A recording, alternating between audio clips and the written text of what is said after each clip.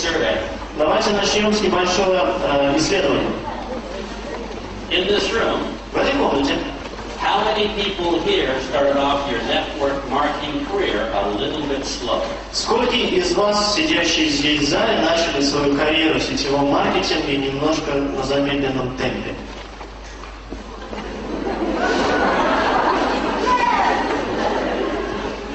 Well, did you ever wonder why that happened? Вы никогда не задумывались, почему такое происходит? Well, I was wondering too. Вы знаете, я тоже об этом думал. Because I got started in network marketing in 1972. Потому что я начал заниматься сетевым маркетингом в 1972 году. And I started off with 1 year and 10 months of total failure. И я начал работу с 1 года и 10 месяцев полнейшей неудачи.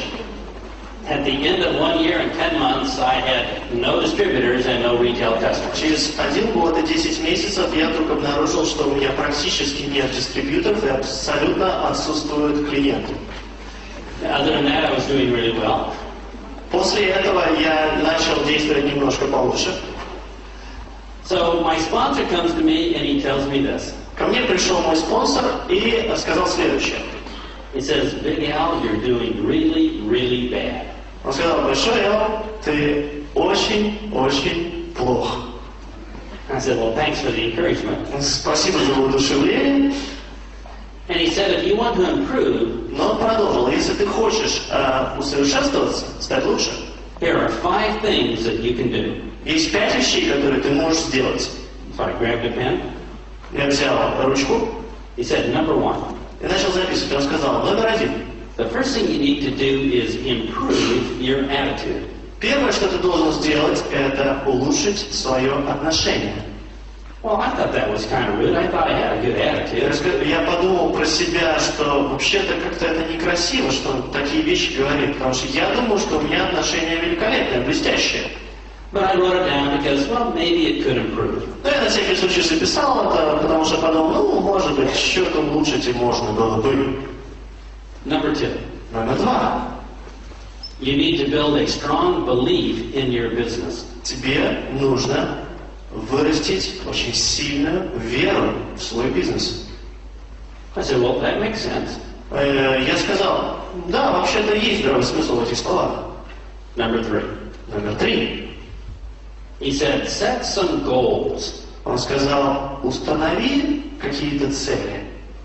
Well, I'm sure you've heard that one before. I did too. Я уверен, что вы слышали уже эту фразу где-то раньше. Я тоже ее слышал неоднократно. So I decided to work more on my goals. Поэтому я решил поработать немножко поплотнее над моими целями. Number 4. Номер 4.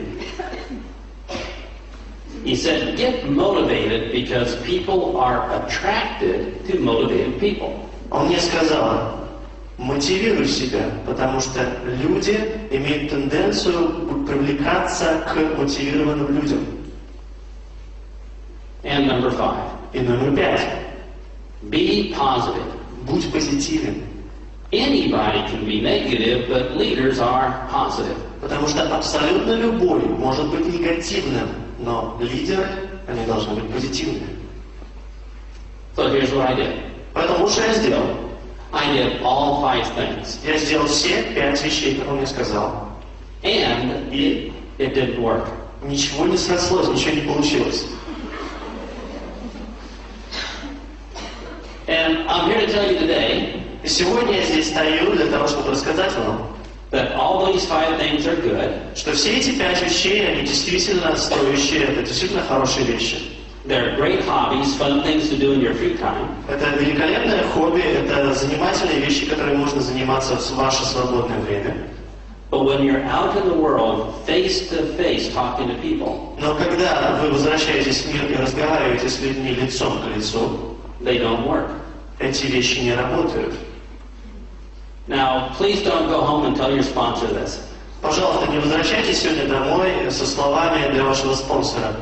Don't tell your sponsor that Big Al said all these things were bad. Не говорите ему, что Большой Эл сегодня на семинаре сказал, что все эти вещи, они плохие. Because I didn't say they were bad, I simply said they didn't work. Я не говорил, что они плохие, я просто сказал, что эти вещи не работают. Now, I know from the looks at some of the faces here, Я сейчас могу прочитать на лицах некоторых людей, которые здесь сидят. You're thinking, wait a minute, I'm not sure about this. Вы сейчас наверняка думаете, подожди минутку, ну я не уверен в правильности этих слов. Because I listened to a motivational tape this morning. Потому что сегодня утром я как раз закончил слушать мотивационную кассету. I read a motivational book at lunch. И прочитал мотивационную книгу во время завтрака. I jumped off a chair waving my bonus checks while singing the company song. Я вскочил в кресле и начал представлять себе величину моих премиальных, распевая песенку компании. And you're saying, you're telling me all these things don't work. И вы мне говорите сейчас, что все эти вещи не работают. And I'm saying when you're talking face to face with people, Когда я говорю, что когда вы разговариваете лицом к лицу с людьми в реальности, в реальном мире, so you might be a little bit skeptical. Are there any skeptics in Latvia?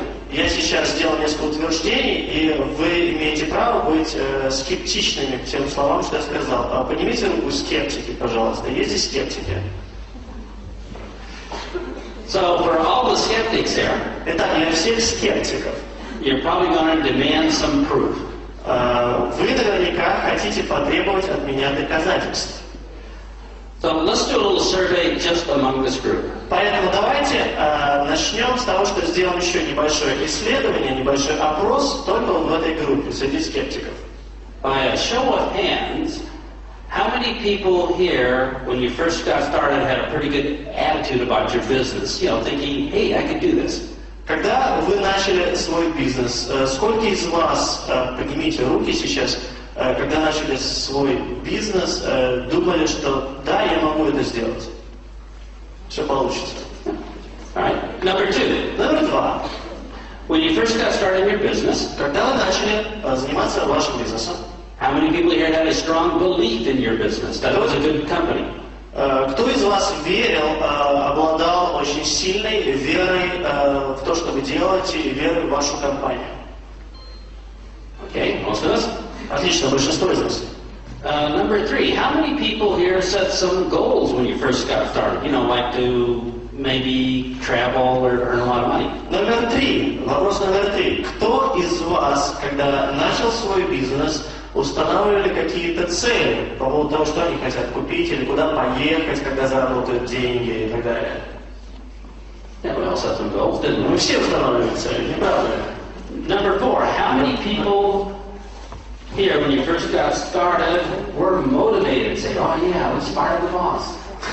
Номер четыре. Кто из вас, когда только начал свой бизнес, были очень сильно мотивированы и говорили такие примерно слова: ага, давайте уволим нашего босса? When you first got started, how many people here were positive? Когда вы только начали этот бизнес, сколько из вас были позитивны, позитивный настрой? And we were saying, oh yeah, I can do this. И говорили, да, я могу это сделать. Okay? Хорошо. And finally, the final question. И, наконец, самый последний вопрос. How many people here started slow? Кто из вас все-таки начал медленно свой бизнес? So as you can see, we all had the same 5 things, didn't we? Итак, вы видите, что все из нас, мы обладаем одними и теми же качествами и какой-то историей и характеристиками, правильно? And we all experienced the same result. We И started slow. мы имели примерно одинаковый набор каких-то отношений и качеств, но все мы начали достаточно медленно. So don't take my word on it. Поэтому не принимайте мои слова за истину. Just look around to your fellow 250 Latvians, they have the same experience. Просто посмотрите вокруг, на лица еще 250 человек вокруг вас, которые пережили нечто подобное. So people were saying, well, if those things don't work, Когда люди говорят, что эти вещи не работают, what does? что же работает? And I'll describe to you the thing that made the big difference in my career. И сейчас я вам расскажу одну вещь, которая действительно повлияла на мою карьеру. It was a little thing called skills. Это была такая маленькая вещь, которая называется навык. Knowing exactly what to say and exactly what to do. Знать в точности, что сказать, и знать в точности, что сделать. And I'm going to say if you have skills, you can do this business. И сейчас мы посмотрим, обладаете ли вы достаточным навыком для того, чтобы заниматься этим бизнесом. You see, you don't have to be motivated or positive. Смотрите, вы не обязаны быть хорошо мотивированным или позитивно настроенным. You don't have to be brave or courageous. Вы не должны быть храбрыми. You don't have to be an outgoing salesman or a professional hugger. Вы не должны быть профессиональным продавцом. If you just have skills, Если у вас есть навык, if you just know what to say and what to do, you can do this business. если вы знаете, что сказать и что сделать, то вы можете заниматься этим бизнесом, вы можете его делать. The good news is this. Хорошая новость следующая. Most people here in the room here today Большинство из людей, сидящих сегодня здесь, в этом зале, are only a couple sentences away from terrific success in your business. всего лишь на пару предложений отстают от бесподобного ведения бизнеса. Пара предложений, пара слов. The bad news is, of course, we don't know which sentences they are, Плохая новость заключается в том, что мы пока не знаем, что это за пара слов. but we're going to cover several of them today, so we will be successful when we leave. Но сегодня вечером, я обещаю, мы пройдем через несколько таких фраз для того, чтобы выйти отсюда более успешными.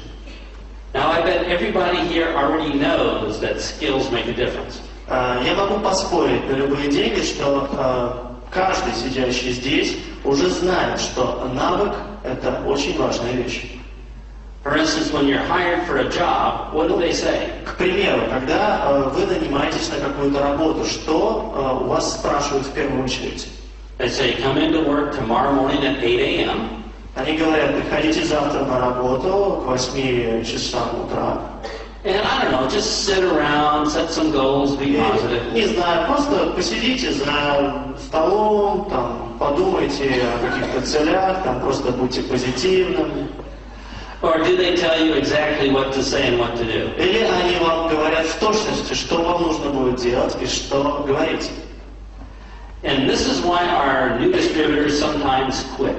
Именно поэтому в этом заключается основная причина, почему наши новые дистрибьюторы уходят. You see, they're very positive, they're very motivated, Смотрите, они очень позитивно настроены, они очень мотивированы. but they just don't know what to say or what to do when they talk to people. Но они не знают, что сказать и что сделать, когда они разговаривают с людьми. I have a friend in the United States named Jerry Clark. У меня есть друг в Соединенных Штатах по имени Джерри Кларк. He's a motivational speaker, Он мотивационный оратор. and he is always excited. И он всегда такой возбужденный, он всегда при поднятом создании духа. But he will agree with me that motivation isn't everything. Но он всегда согласится со мной, что мотивация – это не все, что необходимо. So imagine you and I go to a Jerry Clark workshop. Давайте представим сейчас, что я и вы, мы идем все вместе на мастер-класс Джерри Кларка. And we get really motivated at the workshop and we start levitating. И мы настолько заводимся, мы настолько становимся мотивированными, что практически уже эффект левитации с нами начинает происходить, мы уже взлетаем из земли. And we levitate out the door. И вот мы парим вдоль пола к двери, We levitate down the sidewalk. мы парим вниз по лестнице, выезжаем на дорогу, We levitate right up to a prospect. мы летим, перелетаем проспект And we do this. и делаем вот что. We go, Мы делаем вот так. but if we don't know what to say and what to do, we're in trouble. Но если мы, видя такой потенциальный клиента, делаем вот так и не знаем, что сказать или что сделать, то это проблема, правильно? Because no matter how motivated we are, Потому что совершенно не важно, насколько мотивированы мы есть. this doesn't happen very much in real life. Это не происходит, не работает в реальной жизни. People just don't come running up to you and say this. Люди не начнут на перегонки мчаться к вам и говорить следующие слова. Oh, you look like a motivated person who set some goals. О, ты выглядишь как очень сильно мотивированный человек, у которого есть действительно цели перед собой. Can I join your business? Я могу вступить в твой бизнес? It doesn't happen much in America, and I bet it doesn't happen much here in Riga. Этого не происходило пока в Америке, и я могу поспорить, что в Риге это тоже не будет происходить в ближайшее время. Let me prove to you how much difference skills can make. Позвольте мне сейчас доказать вам, насколько важны навыки, насколько важны знания. Now, I can fly airplanes. Are there any airline pilots here besides me? У меня есть лицензия, я лицензированный авиапилот. Кто-нибудь еще пилоты в этом зале есть? Okay, I'm going to show you all how to fly an airplane. Итак, я вам сейчас покажу, как нужно водить самолеты. I'm going to take you down to Riga International Airport. Допустим, я вас сейчас отвезу в Рижский аэропорт. We're going to find a really small plane. Мы найдем очень маленький самолетик. I'm going to put you in the pilot seat and strap you in. Я вас посажу в кресло пилота, застегну ремни. I'm going to close the door, Захлопну дверь, wave goodbye, помашу вам ручкой. and just before you take off, I do this. И перед тем, как вы взлетите, я сделаю вот что. I open the door a little bit and throw in a tape on goals. Я приоткрою, перед самым взлетом приоткрою вашу дверь и заброшу вам на сиденье кассету по установке целей. So what's going to happen at the end of the runway? Что произойдет в конце взлетной полосы? You're going to crash and burn. Вы разобьетесь, и ваш самолет сгорит. So I run to the end of the runway and I pick you up. Ну что я делаю? Я добегаю с вами до конца взлетно-посадочной полосы, поднимаю вас, I dust you off, стряхиваю с вас пыль, and I say, winners never quit and quitters never win. и говорю примерно следующие слова, что победители никогда не сдаются, а те, кто сдаются, никогда не побеждают. I take you to the front of the runway. Я вытаскиваю вас, волоку в самое начало взлетно-посадочной полосы, I put you into another airplane. затаскиваю вас еще на одно сиденье другого самолета, Close the door, закрываю дверь, wave goodbye, машу ручкой. and as you take off down the runway, I yell, И как только вы начинаете двигаться по направлению к взлету, this time be more positive. я кричу, в этот раз будь более позитивным. What's going to happen at the end of the runway? Что произойдет в конце взлетно-посадочной полосы? So I pick you up and dust you off, Я подбегаю к вам, вытаскиваю вас из этих обломков, отряхиваю с вас пыль and I say you have to be focused. You have to have persistence. и говорю вам, что ты должен быть сфокусированным, ты должен постоянно следовать тому, что ты поставил перед собой. Take you to the front of the runway, put you in another airplane. Вытаскиваю вас обратно, в самое начало, засовываю в другой самолет, Close the door, wave goodbye. закрываю дверь, машу вам рукой. And this time when you're going down the runway, I yell this. И в этот раз, как только вы начинаете взлет, я кричу следующие слова. You better get a better attitude. Тебе лучше свое отношение поменять. You crash and burn, Опять самолет разбился, вы вывалились оттуда. and you think to yourself, И вы про себя думаете, this hurts. ну это же больно.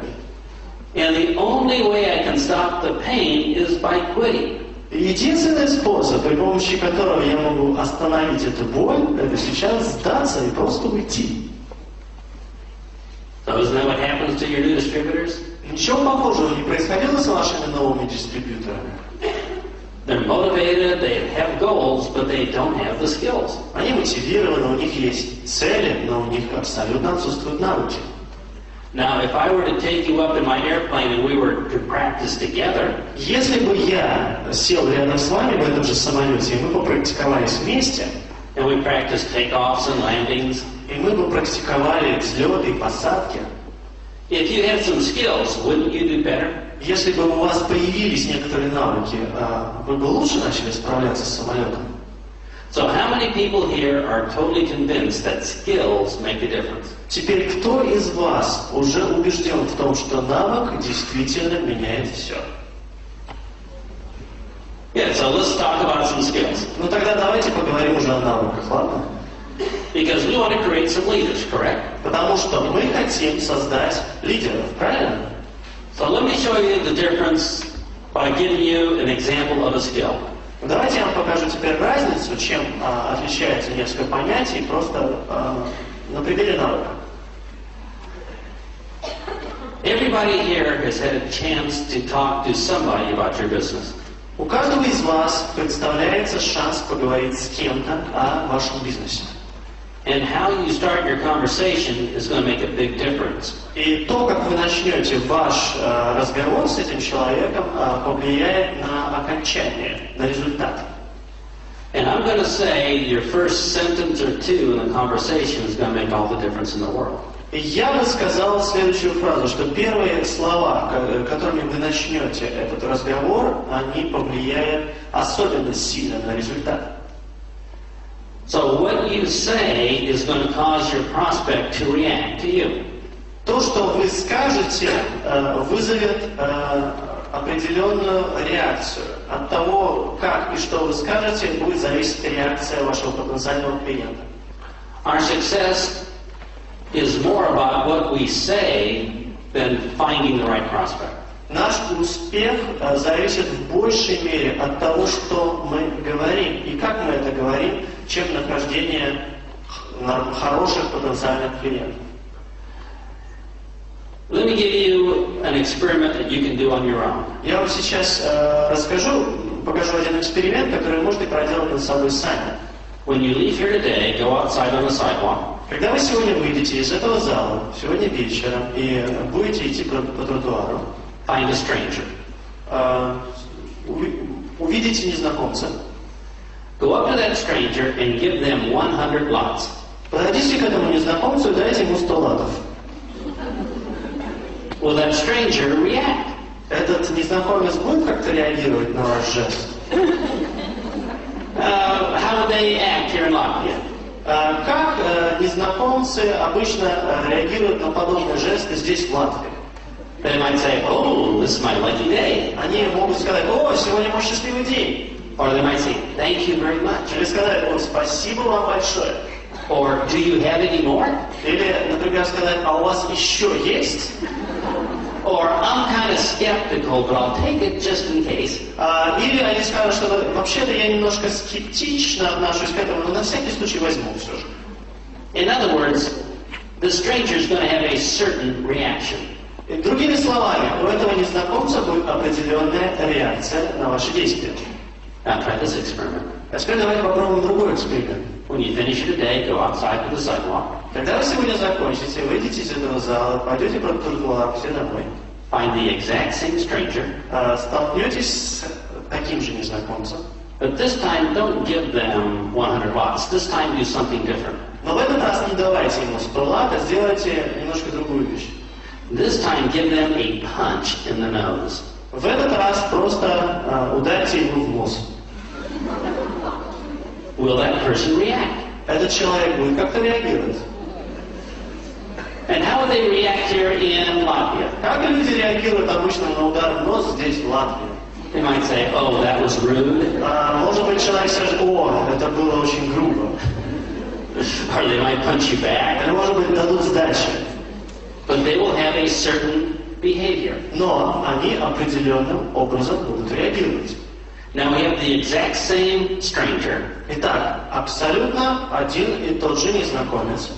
Two totally different behaviors. И две абсолютно разных реакции, поведения. My question to you is this. У меня к вам вопрос. Did the behavior of the prospect have anything to do with the prospect or everything to do with you and what you said or what you did? Поведение этого незнакомца, потенциального клиента, оно как-то связано с самим этим человеком, либо оно как-то связано с теми действиями, которые вы предприняли? So, the rule here is this. То есть правило здесь следующее. Your success in network marketing has nothing to do with the prospects, but everything to do with what you say and what you do. Успех в сетевом маркетинге абсолютно не связан с тем, какими являются потенциальные клиенты, а с тем, что вы делаете. So if you say and do the right things, you'll be successful. Поэтому, если вы говорите и делаете правильные вещи, вы будете успешны. If you say and do the wrong things, all your prospects will say no. Если вы будете говорить и делать неправильные вещи, ваши потенциальные клиенты будут говорить нет. So imagine I'm a brand new distributor. Поэтому представьте сейчас на минуту, что я новичок, новенький дистрибьютор у вас в команде. And as a brand new distributor, how many skills do I have? И как новенький дистрибьютор, каким набором навыков я обладаю? Zero. Минимально нулевым. So I'm sitting at the table eating. Итак, я сижу за столом, кушаю. And it's Easter dinner. Ну, например, у нас Пасха вот намечается скоро, да, и вот я вот кушаю пасхальный ужин. And I'm sitting right next to my sister. И я сижу рядом с моей сестрой. I want to talk to my sister about the business. Я хочу поговорить с моей сестрой о бизнесе. And my success is going to be determined on what I say. И мой успех будет определяться тем, что я скажу. So maybe I'll talk to my sister about the weather. Может быть, я начну разговор с своей сестрой с разговора о погоде. About the children, about school. Разговора о детях, с разговора о школе. The gossip about the family. Может быть, какие-то сплетни, которые витают внутри семьи. What's happened on the soap operas on TV. Или что произошло в последней серии сериала по телевизору, который мы все смотрим. But at some point, I'm going to have to say something about my business. Но в какой-то момент этого разговора я должен буду сказать хоть что-то о моем бизнесе. So what sentence am I going to say to start talking about my business? Тогда вопрос, каким предложением я начну разговор о моем бизнесе? If my first sentence is good, если мое первое предложение хорошее, my sister will probably lean forward and say, "Tell me more." Моя сестра, у меня есть предположение, что моя сестра наклонится ко мне и скажет, скажи еще. If my first sentence is bad, если же мое первое предложение неправильное, my sister will say, "I'm not interested in that." моя сестра скажет, что я в этом не заинтересована. So how many people believe that your first sentence here is going to be the most important thing you do? У меня сейчас вопрос ко всем. Кто из вас верит, что первое предложение – это наиболее важная часть начала разговора о ведении вашего бизнеса? So would you like to hear some first sentences you could use? Вы бы хотели сейчас послушать несколько первых предложений, которые вы можете использовать? I'll do the first sentence to my sister. Итак, я продолжаю разговор с моей сестрой и делаю первое предложение следующее. And you tell me how you would react as my sister. А вы мне скажите, как бы вы себя повели в роли моей сестры на это предложение. I might say this. Я, может быть, скажу следующее. Hey, sis. Эй, сестра. I'm in the global search for entrepreneurial talent. Я сейчас вовлечен в глобальный поиск предпринимательского таланта. People who want time freedom and money freedom. Мы ищем людей, которые ценят время и хотят зарабатывать деньги. Who want to earn a residual income and have multiple streams of income. Которые бы хотели иметь источники дохода, причем не один, а сразу несколько. They want to leverage their time through multiple generations of people. Who want to leverage their time through multiple generations of people. Которые хотят распределять свое время среди многих поколений людей. And how do you think my sister's going to respond? Как вы думаете, как моя сестра ответит, прореагирует на это предложение? She's going to maybe yawn, look the other way. Может быть, она заснет, посмотрит в другую сторону. Change chairs, maybe sit somewhere else away from me. Пересядет на другой стул, немножко подальше от вас в этот раз. Because I said and did the wrong things. Потому что я сказал и сделал неправильную вещь. Now, did anybody here, other than me, ever start a conversation with sentences like that? Кто-либо из вас, помимо меня, когда-нибудь начинал ваш разговор с подобных предложений? Что я сейчас сказал? Well, I proved it doesn't work. Итак, я вам доказал только что это предложение не работает. You probably had the same experience. Вы наверняка испытали это на собственной шкуре тоже, да? So let's try a different approach. Давайте попробуем немножко другой подход. I say, hey sis, Я бы сказал, эй, сестра, Let me tell you about the corporate insecurity of Latvia. Хочешь, я расскажу тебе об ощущении корпоративной небезопасности в Латвии? Some of the major corporations and industries have Неуверенность, got rid of a lot of people. которая есть сейчас в индустрии, компании, которые нанимают много людей. You don't have the same job security we used to 20 years ago. Мы больше не уверены в своем будущем, в безопасности своей работы в ближайшие 10-20 лет. Мы не уверены. The average person is going to have to work 5 or 6 different jobs in their lifetime. Среднестатистическому человеку приходится менять 5-6 раз работу за свою жизнь. Both husband and wife have to work, which is kind of the breakup of the Latvian family. Сейчас происходят такие вещи, что и мужу, и жене необходимо работать для того, чтобы поддерживать дом. And people don't have secure pensions when they retire anymore. Люди потеряли уверенность в пенсиях, когда они уходят на пенсию. Well, how is my sister going to react? Как моя сестра прореагирует на подобное предложение? Probably not so good. Не очень хорошо, я тоже так думаю. And I have turned my sister into a bad prospect because of what I said. И благодаря тому, что я только что сказал, я превратил свою сестру в плохого потенциального клиента. So maybe let's try a different approach. Давайте попробуем немножко другой подход. I'm going to try the company approach. Я попробую подход с точки зрения компании, со стороны компании. I say, hey sis, Я скажу, эй, сестра, I'm with the wonderful company from wonderful Latvia. я работаю в великолепной компании из великолепной страны под именем Латвия. And started in the wonderful year of 1990. И она начала свою работу, эта компания, в великолепный год 1990. It was started by Mr. Wonderful himself. И мистер Сам Великолепие основал эту компанию, является ее отцом-основателем. He's a wonderful family man. He has several wonderful families to prove it. Он великолепный семьянин. У него несколько великолепных семей, которыми он может доказать, что он является великолепным семьянином. We have wonderful telephones and wonderful faxes. У нас великолепные телефоны и великолепные факсы стоят в офисе. And everything is wonderful, wonderful, wonderful. Это великолепно, великолепно, великолепно. Well, what's my sister thinking? Что подумает сестра обо мне? She's thinking, just wonderful, my brother's joined a cult. Она подумала, великолепно, мой брат вступил в культ, в секту. And again, I've turned her into a bad prospect. И опять я превращаю ее в плохого потенциального клиента без себя. So the simplest of all skills is how to start the conversation. Поэтому самое простое, самое важное из всех умений – это умение начать правильный разговор. So let's do a little check on your skills. Давайте проведем небольшую проверку ваших навыков, ваших знаний. Let's see if your first sentence is better than any of those three I've given you. Давайте посмотрим, каковы ваши предложения. Лучше ли они тех трех, что я только что вам дал? We're going to do a live experiment here. Мы сейчас сделаем живой эксперимент. I want, how many people here are sitting next to somebody that will still talk to you?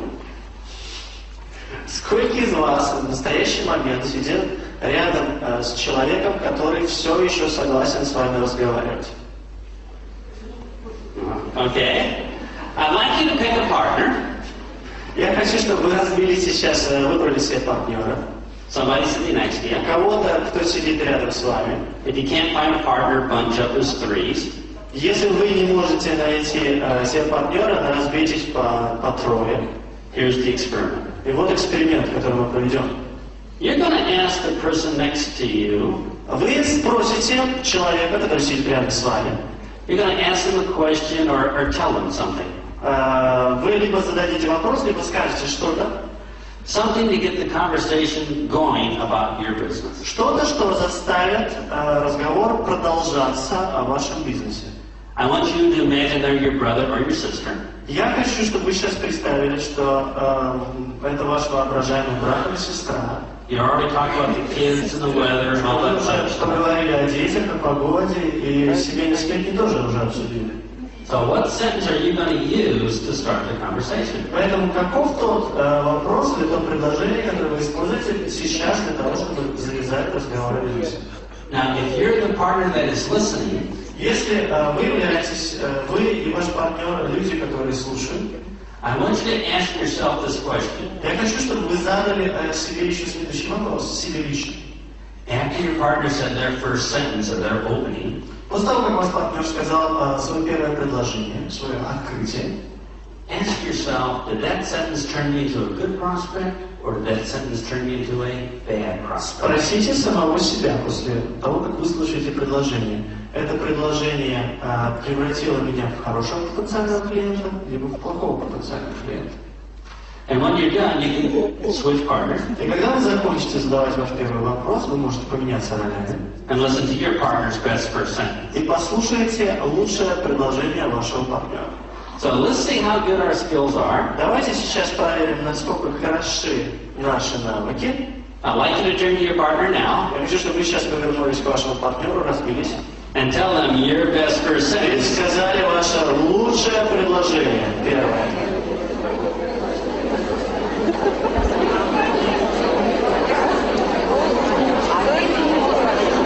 Okay, let's see how we did.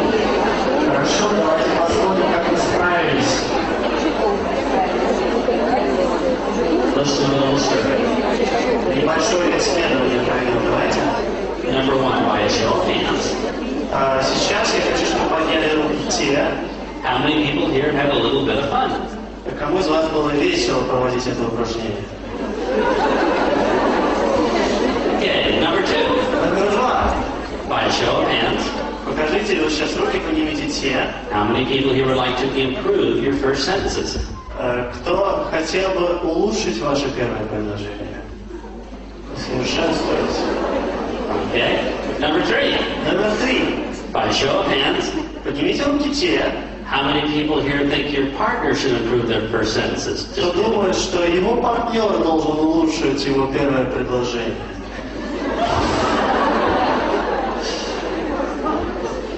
Alright, let me show you the difference one little skill can make. Давайте я вам покажу разницу. Тот маленький навык, который нужно отточить. Your newest distributor doesn't know what to say for their first sentence. Ваш новый дистрибьютор не знает, что сказать в качестве первого предложения. They don't know how to get the conversation started. Они не знают, как начать зацепку, с чего начать разговор. So they don't talk to anybody. Поэтому они ни с кем не разговаривают. They're not successful and then they quit. Они неуспешны, и в итоге они уходят. Because they don't want to get rejected, they don't want to be embarrassed. Потому что они не хотят получать отказ, они не хотят себя при этом плохо чувствовать. So we have to give them a way of talking to people that is rejection free. Поэтому мы должны им дать какой-то способ, какое-то предложение, какую-то методику, которая бы была безотказной. And we have to make it a comfortable experience for the person listening also. И в то же самое время мы должны сделать этот навык удобным опытом для них, который они могли бы передать и который могли бы использовать очень просто и легко. Now there's probably over 100 different great opening sentences we could cover. Наверняка есть больше 150 различных открывающих предложений, о которых стоило бы поговорить. But I'll work with just one to prove the point that skills make the difference. Но сейчас я приведу пример только в качестве одного предложения, для того, чтобы проиллюстрировать то, что я говорю, что навык действительно важен. Now, in your business, you are obligated and responsible for only one thing. В вашем бизнесе вы обязаны делать, и вы несете ответственность только за одну вещь. You must let people know there's an opportunity. Вы обязаны дать людям знать, что возможность есть, она существует. It would be unfair for you to hide the opportunity from other people. И было бы несправедливо с вашей стороны прятать эту возможность от других людей. Now that is all you are responsible for. Вот это все, за что вы несете ответственность. You are not responsible for their decisions. Вы не несете никакой ответственности за принимаемые ими решения. You're not responsible for the spouse they chose. Вы не несете ответственности за мужей или жен, которых они выбирают. You're not responsible for where they decided to live. Вы не несете ответственности за то, где они выбирают жить.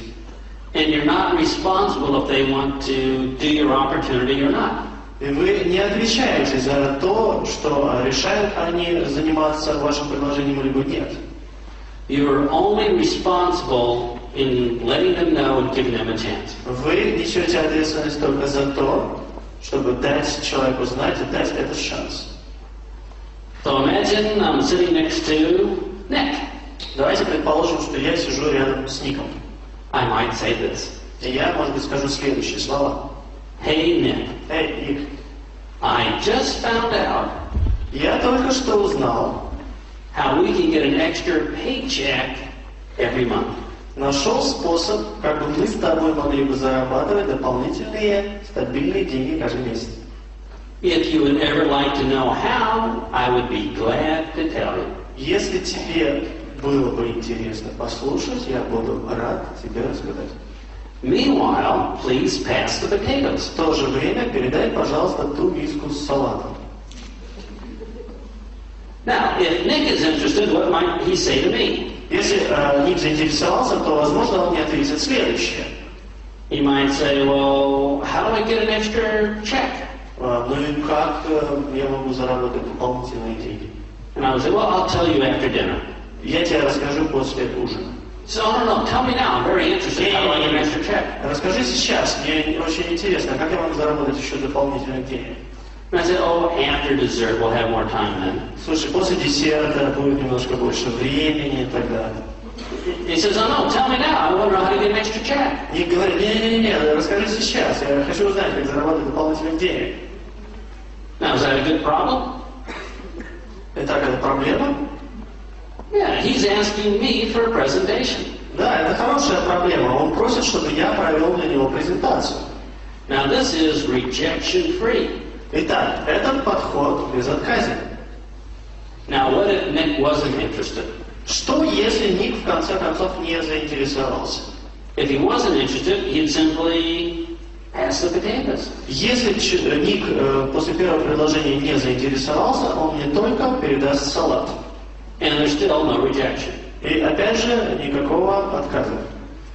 So let me review one more time what I said. Итак, давайте я еще раз вам перескажу то, что я вам только что сказал.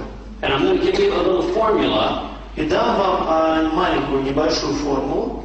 And we're going to create one skill here just for you. И мы сейчас создадим один навык в себе. If you're taking notes, here are the very first words. Если вы сейчас ведете записи, то вот слова, которые нужно записать. Первые слова. I just found out. Я только что узнал.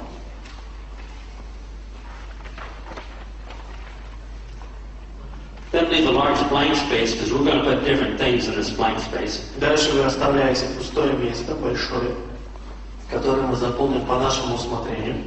Here's the second sentence. Предложение номер 2.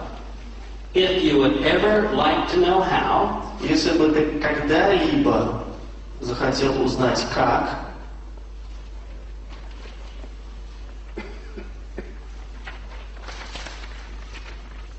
if you'd ever like to know how, I would be glad to tell you. если бы ты когда-либо хотел узнать как, я был бы счастлив тебе рассказать. Или я буду рад тебе рассказать.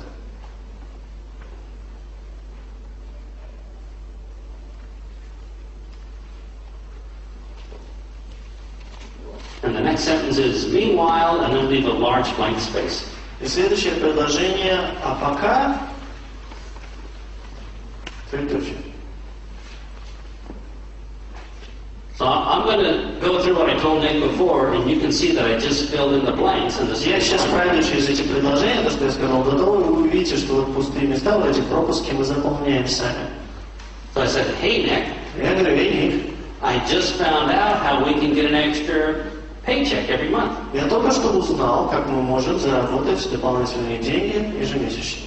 If you'd ever like to know how, I'd be glad to tell you. Ты когда-либо захотел узнать как, я буду рад тебе рассказать. Meanwhile, please pass the potatoes. А пока передай, пожалуйста, мне салат или картофель. Simple, rejection-free. Очень просто, безотказно. And it gives them an opportunity to ask you for a presentation. Вопрос. Это предложение дает вам возможность, чтобы ваш оппонент попросил вас провести презентацию. But I could have said this. Но я сказал следующее. How many people here would like to talk to all of your co-workers at work? Talk to your fellow workers at work. Кто бы из вас хотел получить возможность разговаривать с вашими коллегами по работе, абсолютно со всеми? You could say this to somebody at work. Ну, например, если бы я вам дал возможность такой, вы могли сказать следующие слова у вас на работе. Hey, John. Эй, Джон, или Иван, Янис. I just found out Я только что узнал, how we can fire the boss and start our own business. как мы смогли бы уволить нашего босса и начать свой собственный бизнес. If you'd ever like to know how, I'd be glad to tell you. Если тебе будет интересно узнать, я буду рад тебе рассказать. Meanwhile, let's go on coffee break. А пока пойдем попьем кофе. I just filled in the blanks. Итак, я только что заполнил пустые листки, те пропуски, которые у вас набрали. And what are a lot of people going to say? Что большинство из людей скажут на такое предложение? They're going to say, oh, really? Let's talk about that. Интересно, да, поговорим. Tell me more. Расскажи мне больше. And some people will just say, let's just go on coffee break. А некоторые люди скажут, хорошо, пошли попьем кофе. It's just as if you're talking about a movie. Это все равно, что вы бы разговаривали о каком-то фильме, который недавно посмотрели. What's the best movie you've seen recently? Какой фильм произвел на вас большое впечатление, вот недавно вы смотрели? Lord of the Rings, okay? So I might say this to Nick. Я, может быть, скажу это Нику. Hey, Nick, I just found out Эй, Ник, я только что узнал, that the Lord of the Rings is a real terrific movie. A real terrific movie. Что «Властелин колец» — это бесподобный фильм. If you ever like to go see it, it's a great movie to go to. Если вообще кому-то посоветовать, да, если захочешь посмотреть, то я с тобой скажу второй раз. Великолепный фильм. Meanwhile, let's go drink a beer. А пока пойдем выпьем пиво. See, there's no rejection in this. Смотрите, отказа нет в подобном предложении, оно безотказное. And people hate rejection. Hate А rejection. люди не любят отказ. Они ненавидят отказ. So let's try another approach to a young mother. Поэтому давайте попробуем другой подход. Ну, например, перед нами молодая женщина, молодая мама. I might say, hey, Mary, Например, ее зовут Мария, я бы сказал, эй, Мария, I just found out я только что узнал, how we can stay home with our children and still get a full-time paycheck. как бы мы могли сделать так, чтобы оставаться с нашими детьми дома, но при этом зарабатывать еще и деньги. If you ever like to know how, I'd be glad to tell you. Если тебе будет интересно послушать, я буду рад тебе рассказать. Meanwhile, let's take the kids to the park. А пока пошли с детьми в парк. Or let's try this approach. Или давайте следующий подход попробуем. Hey, John, Итак, Янис, I just found out я только что узнал, how we can work only 3 weeks a month but get paid for 4. как мы бы могли с тобой работать только 3 недели в месяц, но получать зарплату за 4. If you ever like to know how, I'd be glad to tell you. Если тебе будет интересно узнать, я буду рад тебе рассказать. Meanwhile, let's go to the game. А пока пошли на игру. Or if you're talking to college students, you could say this. Или если вы разговариваете со студентом института, университета или колледжа. Hey, Mark, Эй, Марк, I just found out я только что узнал, how college students can make more money part-time than their professors do full-time. как студенты в свое свободное время могут зарабатывать денег больше, чем профессора, загруженные под завязку. If you ever like to know how, I'd be glad to tell you. Если тебе будет интересно узнать, как, я буду рад рассказать. Meanwhile, let's play video games. А пока пошли поиграем в видеоигры. You can even use this approach to talk about your product. Вы даже можете использовать этот подход, разговаривая о вашем продукте. Does anybody here sell nutritional products? Кто-нибудь из вас продает пищевые добавки? You can say this. Вы можете сказать следующее. Hey Mary, Эй, Мэри, I just found out я только что узнал, how we can wake up an hour early every morning and feel like a millionaire. как мы можем просыпаться на 1 час раньше каждое утро и чувствовать себя на $1 000 000.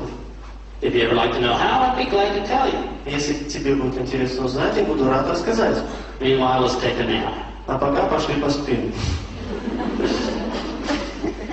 Or you can say it this way. Или вы можете сказать это следующим образом.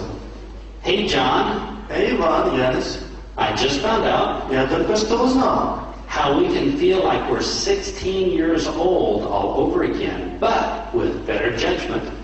как почувствовать себя снова 16-летними, но с лучшими знаниями. If you ever like to know how, I'd be glad to tell you. Если тебе будет интересно узнать, буду рад рассказать тебе. Meanwhile, let's watch TV. А пока пойдем посмотрим телевизор. Does anybody here sell skincare? Кто-нибудь из вас продает средства по уходу за кожей? You can say this. Можете сказать следующее. Hey Mary, Эй, Мэри, I just found out я только что узнал, how we can make our skin look 20 years younger in only 45 seconds a day. как мы можем сделать нашу кожу выглядеть на 20 лет моложе, и на это потребуется только 45 секунд в день. If you ever like to know how, I'd be glad to tell you. Если тебе будет интересно узнать, буду рад тебе рассказать. Meanwhile, let's go to the hairdressers. А пока пошли в парикмахерскую. All these approaches are rejection-free for you. Все эти подходы безотказны для вас. They put no pressure on the prospect. Они не используют никакого давления на потенциального клиента. And if they're interested, they volunteer and ask you for a presentation. И если человек заинтересован, он задает вам вопрос, просит, чтобы вы провели презентацию. So let's do another test of our skills. Поэтому давайте проведем еще небольшое исследование наших навыков. Еще одно. I'd like you to grab your partner again Я хочу, чтобы вы опять схватили вашего партнера. and see if you can do a better job this time. Давайте посмотрим, справитесь ли вы с этим в этот раз. Лучше ли вы начнете ваше первое предложение. And let's see if your approach or first sentences will sound better. И давайте попробуем эти предложения на вкус, как они будут звучать у нас на языке. Звучать лучше или хуже, хорошо? So let's all grab our partners and let's begin. Поэтому давайте вернемся к нашим партнерам и начинаем.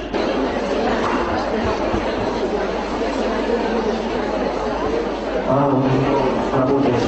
Давайте посмотрим, как вы справились. By a show of hands, how many people here felt you did a little bit better? Поднимите руки те, кто почувствовали, что эта фраза срывается с ваших уст легче. И вы почувствовали, что вы лучше это делаете сейчас. The first time, I bet you were a little bit nervous. Я могу поспорить, что первый раз, когда мы делали первое упражнение, вы себя чувствовали, немножко нервничали. But this time, since you know what to say and what to do, it should have been easier. Но в этот раз, когда вы уже знали, что делать и что говорить, наверное, все было полегче. By a show of hands, how many people now are totally convinced that skills make a difference?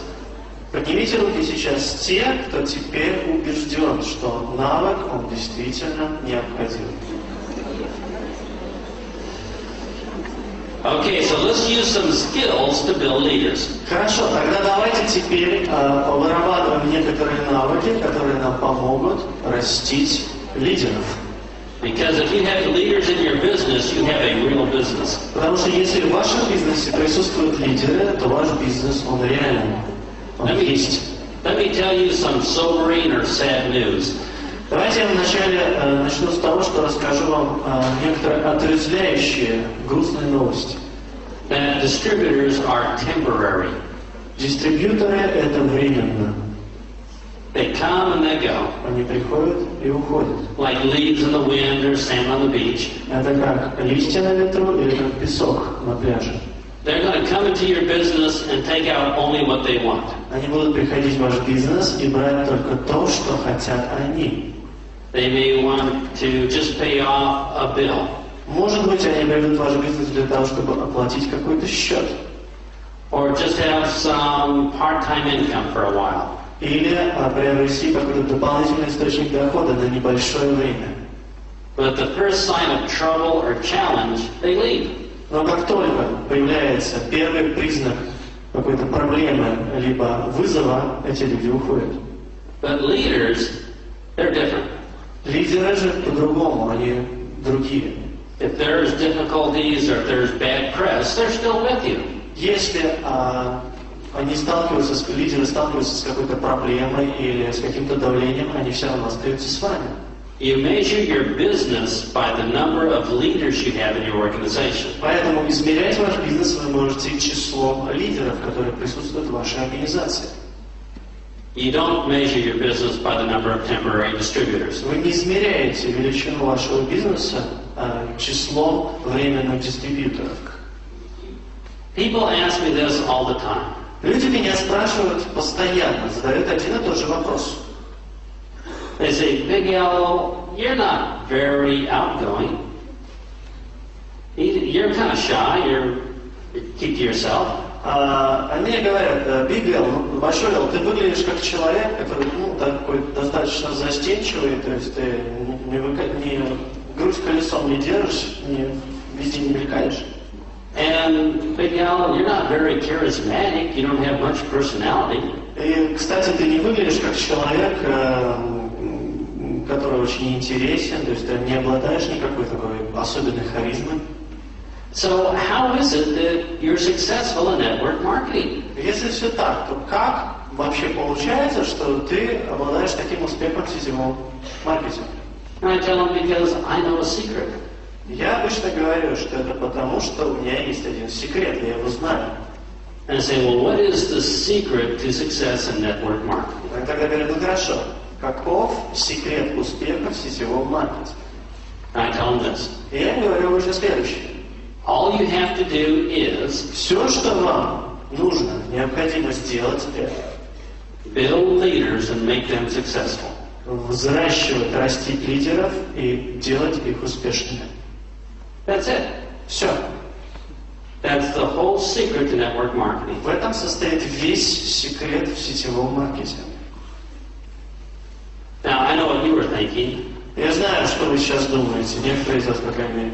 You were thinking I'm successful because I'm tall, dark, and handsome. Вы думаете, наверное, что Большой Л успешен, потому что он высокий, длинноволосый и привлекательный.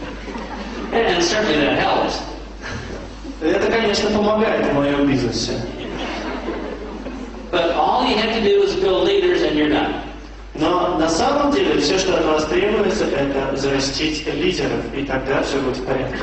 Because if you're going to have a really big business, you can't do it all yourself. Потому что если ваш бизнес станет действительно большим, вы не справитесь, вы не сможете им управлять одни. You can't babysit or watch 500 distributors at a time. Вы не можете приглядывать за 500 дистрибьюторов постоянно и нянчиться с ними. So how many people here say, let's get a whole bunch of leaders? Давайте поднимите сейчас руки тех, кто для себя сейчас решил, давайте построим много лидеров. Right? Все хотят лидеров. Well, before we go out looking for leaders, Итак, перед тем, как мы выйдем на улицу и начнем поиски лидеров, we better find out what they look like, right? мы вначале должны определиться с тем, как эти лидеры выглядят. Because if we don't know what we're looking for, we're in trouble. Если мы не знаем, что искать, как выглядит то, что мы ищем, то мы попадем в неприятности. So what do leaders look like? Давайте определимся, как выглядят лидеры. Are they taller, Они выше, darker, more handsome? может быть, они более длинные волосы, они более привлекательные, They wear different clothes? или они носят другую одежду, They live in different neighborhoods? или живут совершенно в других районах. Are they able to levitate across the sidewalk? Возможно, у них есть такая скрытая способность левитации, они могут взлетать, летать по воздуху. Well, I think we better know what we're looking for because it'll make it easier. Я думаю, что лучше бы нам знать, что же мы ищем на самом деле, потому что жизнь тогда станет легче, нам станет легче искать. So who could give me a great definition of a leader? Поэтому кто из вас мог бы мне сейчас дать великолепное определение лидера?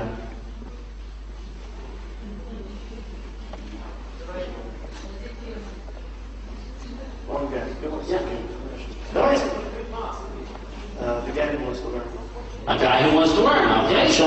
хочет учиться. What else? Что еще? All right.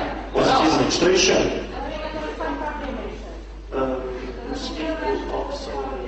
Oh, good. Excellent. Великолепно. Кто решает сам проблему, умеет это делать, заканчивает проблему. Здорово.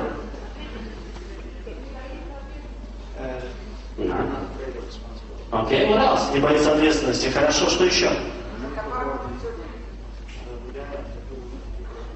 All right. Идут люди, правильно? Ну, У него другое мышление.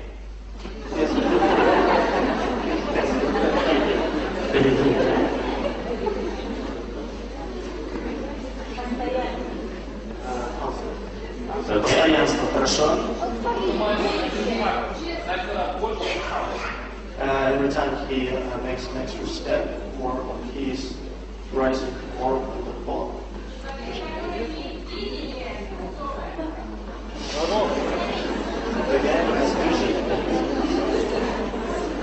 Спасибо, что усвоили мой семинар. Спасибо, здорово. Лидеры сидят здесь. Да вы- Хотят учиться и учатся у других. Okay. Well, these are all great definitions, Знаете, это все великолепные определения. and I'm going to give you just 3 definitions. Но я вам дам только 3 определения. Now, the 3 definitions I use are not everything. 3 определения, которые я использую, они не все, что есть. But I just use these 3 for a reason. Но эти 3 я использую по определенной причине. These 3 help me understand what I'm looking for. Эти 3 определения помогают мне понимать, чего же я ищу. So these are not the only 3 definitions. Поэтому, хочу сразу говорить, это не единственные 3 определения, которые существуют. It's just that I use these 3 for this specific purpose. Это просто эти 3 определения я использую для именно этой причины, для этой цели. Here's definition number 1. Итак, определение номер 1. Leaders are professional students of the business. Лидеры являются профессиональными студентами бизнеса. They're the ones that come to workshops like this Это люди, которые постоянно учатся, приходят на мастер-классы, подобные этому. because the distributors are home watching television. Потому что в это время дистрибьюторы сидят дома и смотрят телевизор. They probably get books about their business. Эти люди читают книги, посвященные бизнесу. They go to the company trainings or regional workshops. Они идут на региональные мастер-классы, либо на корпоративные тренинги. They hang around their sponsor trying to find out new ideas. Они постоянно вертят головой и ищут новые идеи. So leaders are professional students of the business. Поэтому лидеры – это профессиональные студенты бизнеса.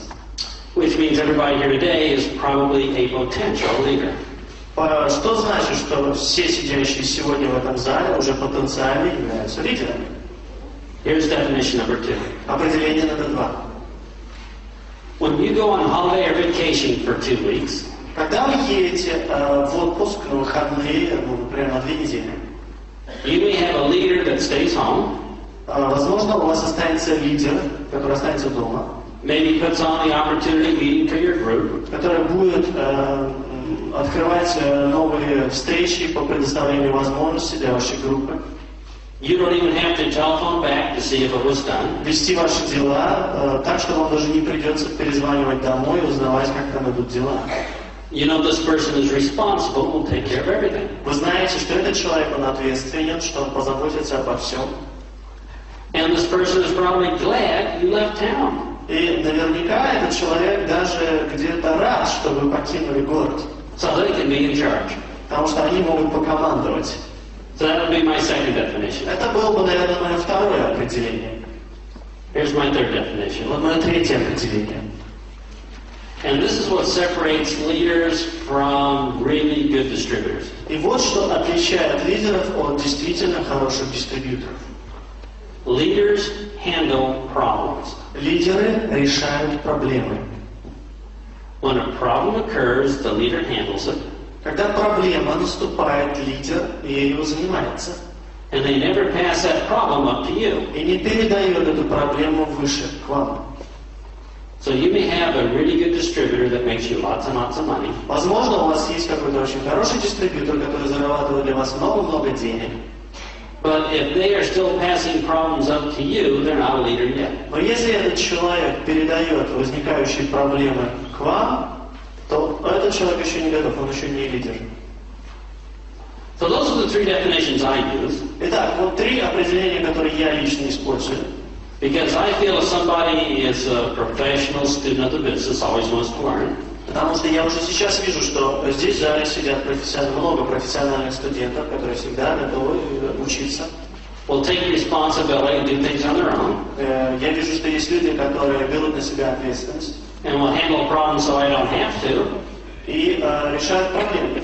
I think that's a pretty good leader, wouldn't you? То есть человек, который обладает всеми этими тремя качествами, он является действительно хорошим лидером, не правда ли? Как вы думаете? And those people are very rare. И, к сожалению, эти люди достаточно редки. So here's what I tell people. Потому что я говорю людям, If you can develop one leader in your group, если вы можете из вашей группы взрастить одного лидера, you're going to make a lot of money. вы заработаете очень много денег. If you get two leaders in your group, Если вы взрастите двух лидеров в вашей группе, you're going to be rich beyond your wildest imagination. вы будете более богатым, чем вы даже могли себе представить. If you get 3, 4, or 5 leaders in your group, Если в вашей группе вы взрастите 3, 4 или 5 лидеров, you probably miscounted. вы наверняка ошиблись и что-то не так посчитали. They're just that rare. Потому что это очень редко. So now that we know what we're looking for, Итак, сейчас, когда мы знаем, чего мы ищем, the next step is where are we going to find them? следующий шаг заключается вот в чем. Где же мы их найдем? Well, there's only 2 places in the whole wide world to find leaders. Итак, существует только 2 места во всем мире, где мы можем найти лидеров. Here's the first place. Итак, первое место. You can steal them from somebody else. Вы можете украсть их у кого-то еще.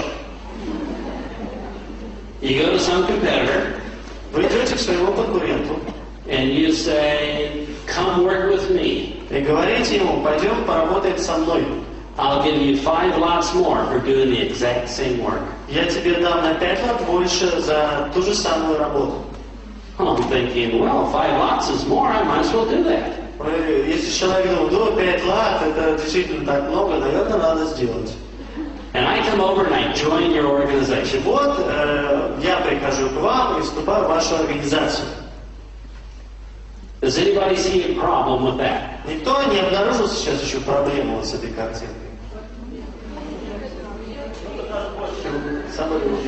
Yeah, somebody gives me 6 lots and I'm gone. Понятно, если кто-то придет и скажет, я тебе дам 6 лат, то я уйду к этому человеку. Well, yes, you got yourself a leader, Итак, хорошо, вроде бы вы получили себе, приобрели лидера, but it was only a temporary leader, но это был временный лидер. which means you're going to have to spend the rest of your life replacing temporary leader after temporary leader. Что значит, что всю оставшуюся жизнь вам придется постоянно пополнять временных лидеров. Все время они будет ротация, меняться, меняться и меняться. So here's the second place to find leaders. Поэтому предложу второе место, где можно найти лидеров. You want to find ordinary people who are not leaders, Вы хотите, я заклинаю, что вы хотите найти простых людей, которые еще не лидеры, and help them become leaders. и помогите им стать лидерами. You're going to teach them what to do. Вы научите их тому, что нужно делать. Now, if you take somebody who's ordinary, has no income, Если вы берете кого-то, кто является простым человеком, у которого нет достаточного дохода, and you teach them to become a rich leader, и обучаете этого человека, превращаете его в богатого лидера, are they going to be loyal to you? этот человек будет вам предан?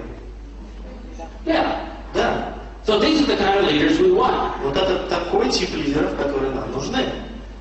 because they won't be leaving for 5 lots or 6 lots more. Потому что за 5 или за 6 дополнительных латов они от вас не уйдут.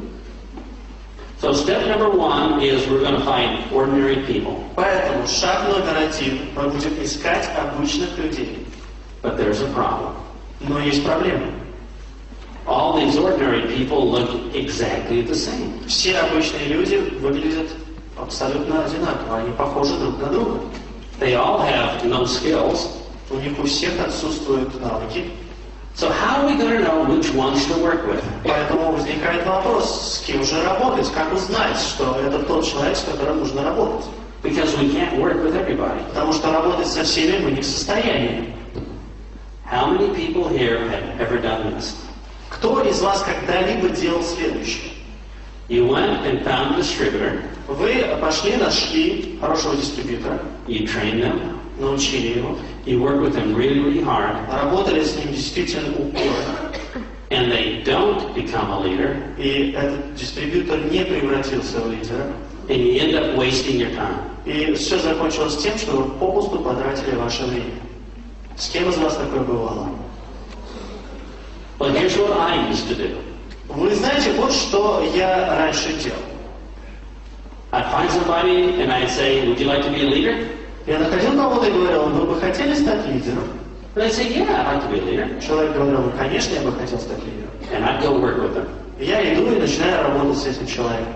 For 3 months, 6 months, or even a year. 3 месяца проходит, 6 месяцев, мы даже близко не продвигаемся. We would do opportunity meetings together. Мы проводим вместе встречи по предоставлению возможностей. We'd go out looking for prospects together. Мы вместе ищем потенциальных клиентов. We did trainings together. Мы проводим тренинги вместе. And at the end of 1 year, И по прошествии 1 года I didn't have a leader. у меня так и нет лидера. But I had a really friendly distributor. Но очень дружественный ко мне, хорошо относящийся ко мне дистрибьютор. And I wasted my time. А я потратил свое время. And for 15 years in my business, this is what I did. За 15 лет своего бизнеса это именно то, чем я занимался. Until one day a guy named Tom Shrайтер came by. До тех пор, как в один прекрасный день я не повстречался с парнем по имени Том Шрайтер. Tom Shrайтер comes to me and says, hey, Big Al, Том Шрайтер пришел ко мне и сказал, эй, большой, you're an idiot. ты полный идиот. I'm thinking, well, he's telling the truth. Я думаю про себя так, либо он говорит правду. Maybe I should listen to him. Если он говорит правду, то, наверное, я должен его послушать. He says, there you're out there working with all these people. Он говорит, смотри, день изо дня в день ты работаешь со всеми этими людьми. And some of them are not going to work out. И некоторые из них не превратятся в то, что ты хочешь от них добиться. And I said, well, of course. Я сказал, ну, конечно, правильно, правильно заметил. If you line up 100 people across the stage and ask them if they want to be leaders, Если ты построишь сейчас 100 человек вот на этой сцене и спросишь их, хотите ли вы быть лидером, they're all going to say yes. они все скажут да. So how do you know which ones to work with? Так как же узнать, с кем нужно работать? And Tom said this. И Том сказал следующее. He says, it's easy. Сказал, это легко. I'll tell you which ones to work with. It's simple. Я тебе скажу, с кем нужно работать. Все очень просто. All you have to do is give them a test. Все, что тебе нужно сделать, это дать им тест.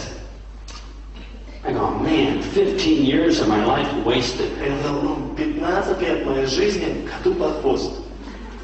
So what do you think my next question was? Теперь представьте, какой был мой следующий вопрос?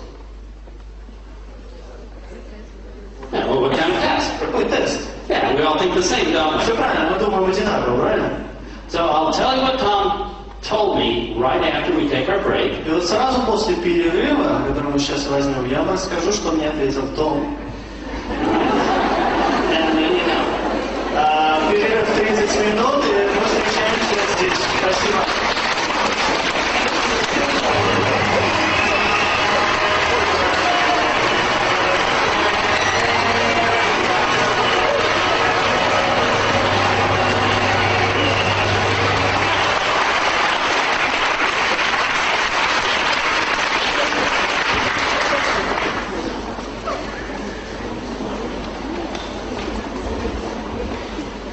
Well, it's great to see all the leaders here. Очень приятно видеть столько лидеров здесь. I know some people had to make some sacrifices to come. Я знаю, что многие люди, когда сегодня пришли, даже многое пожертвовали для того, чтобы прийти. Some drove from long distances. Некоторые из вас приехали из дальних стран.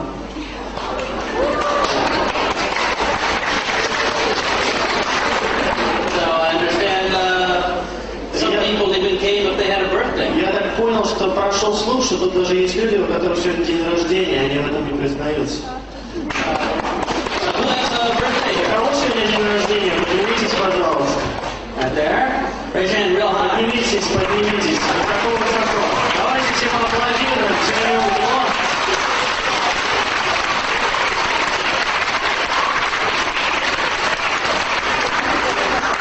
I think we should sing happy birthday to her, right? Я думаю, мы должны спеть с днем рождения. Знаете эту песню? Давайте споем хором. Ну давайте, я буду рукой махать. С днем рождения тебя! С днем рождения тебя! С днем рождения! Дорогая, я вас моим именем поздравляю! Тебя!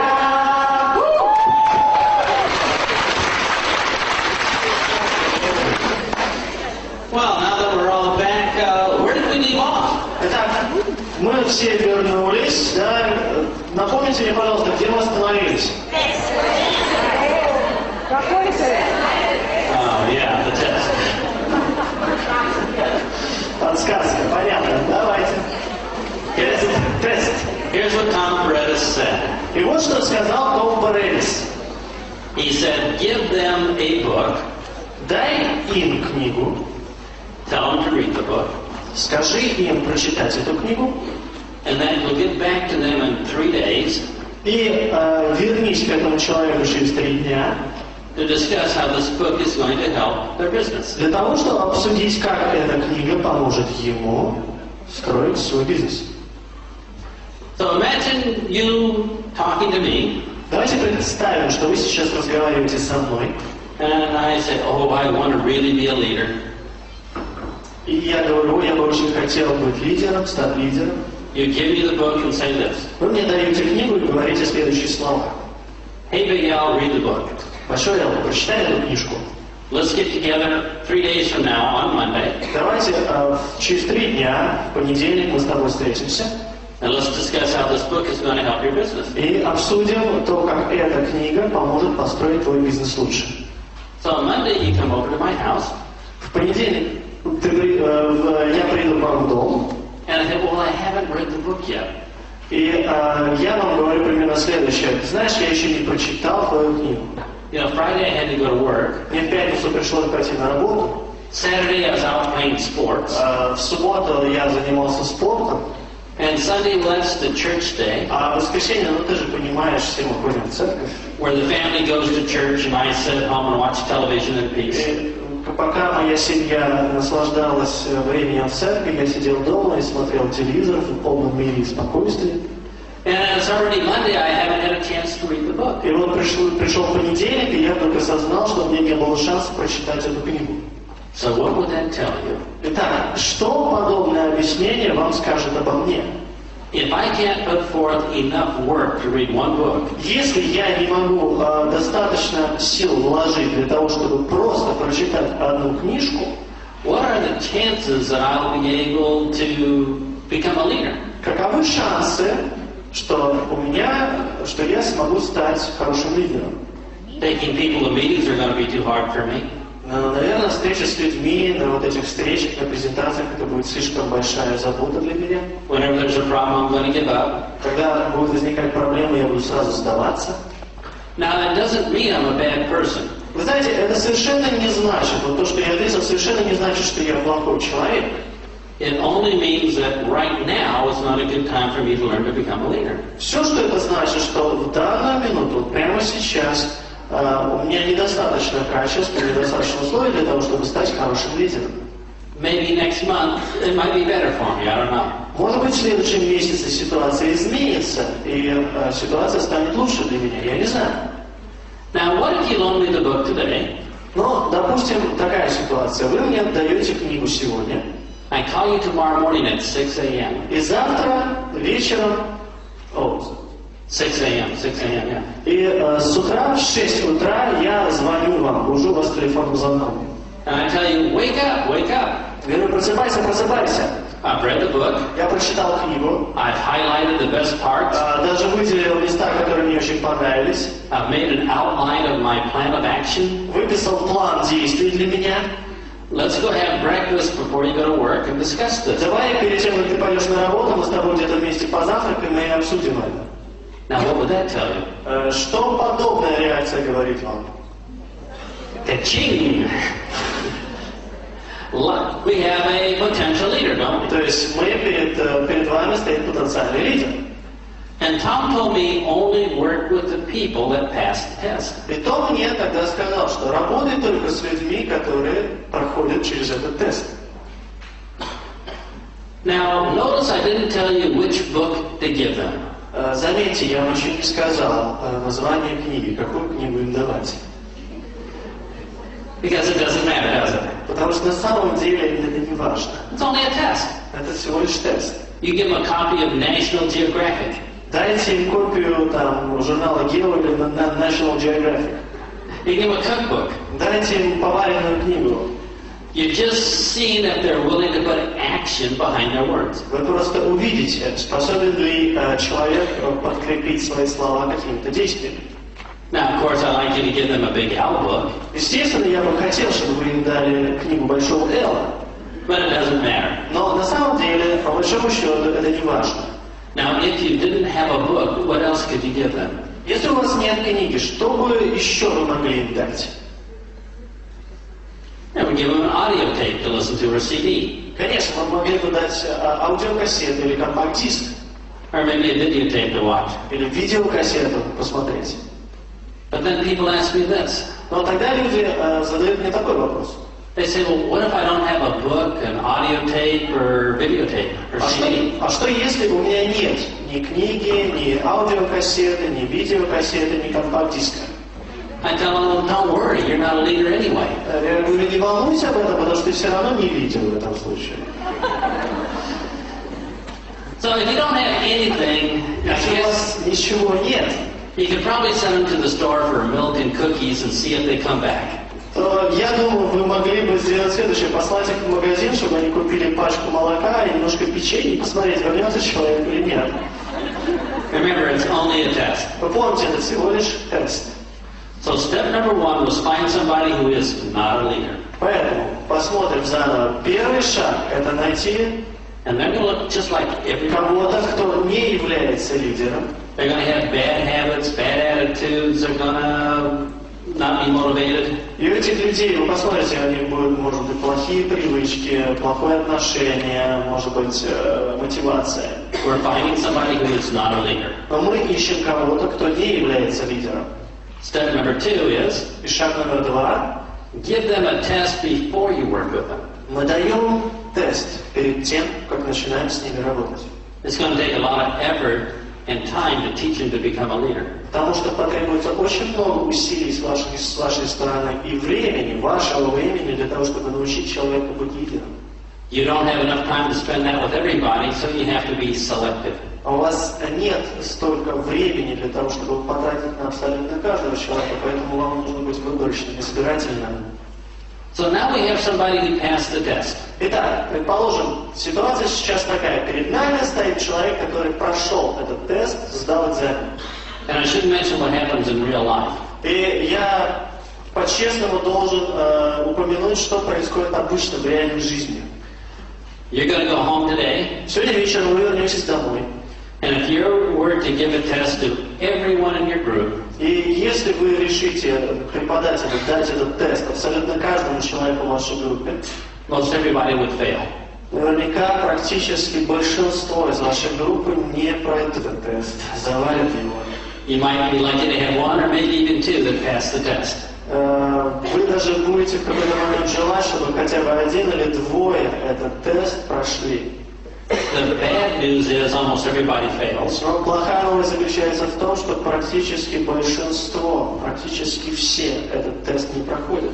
The good news is you're not putting effort with these people that are going to fail. Но хорошая новость заключается в том, что вы не будете вкладывать ваше время в тех людей, которые в любом случае не получится из них лидеров. So that brings us to step 3. Что приводит нас к третьему шагу. This is the last step. Это последний шаг. And step 3 is this. И звучит он следующим образом. What are you going to teach them? Чему вы их собираетесь учить? In other words, Другими словами, they're a distributor now. этот человек сейчас является дистрибьютором.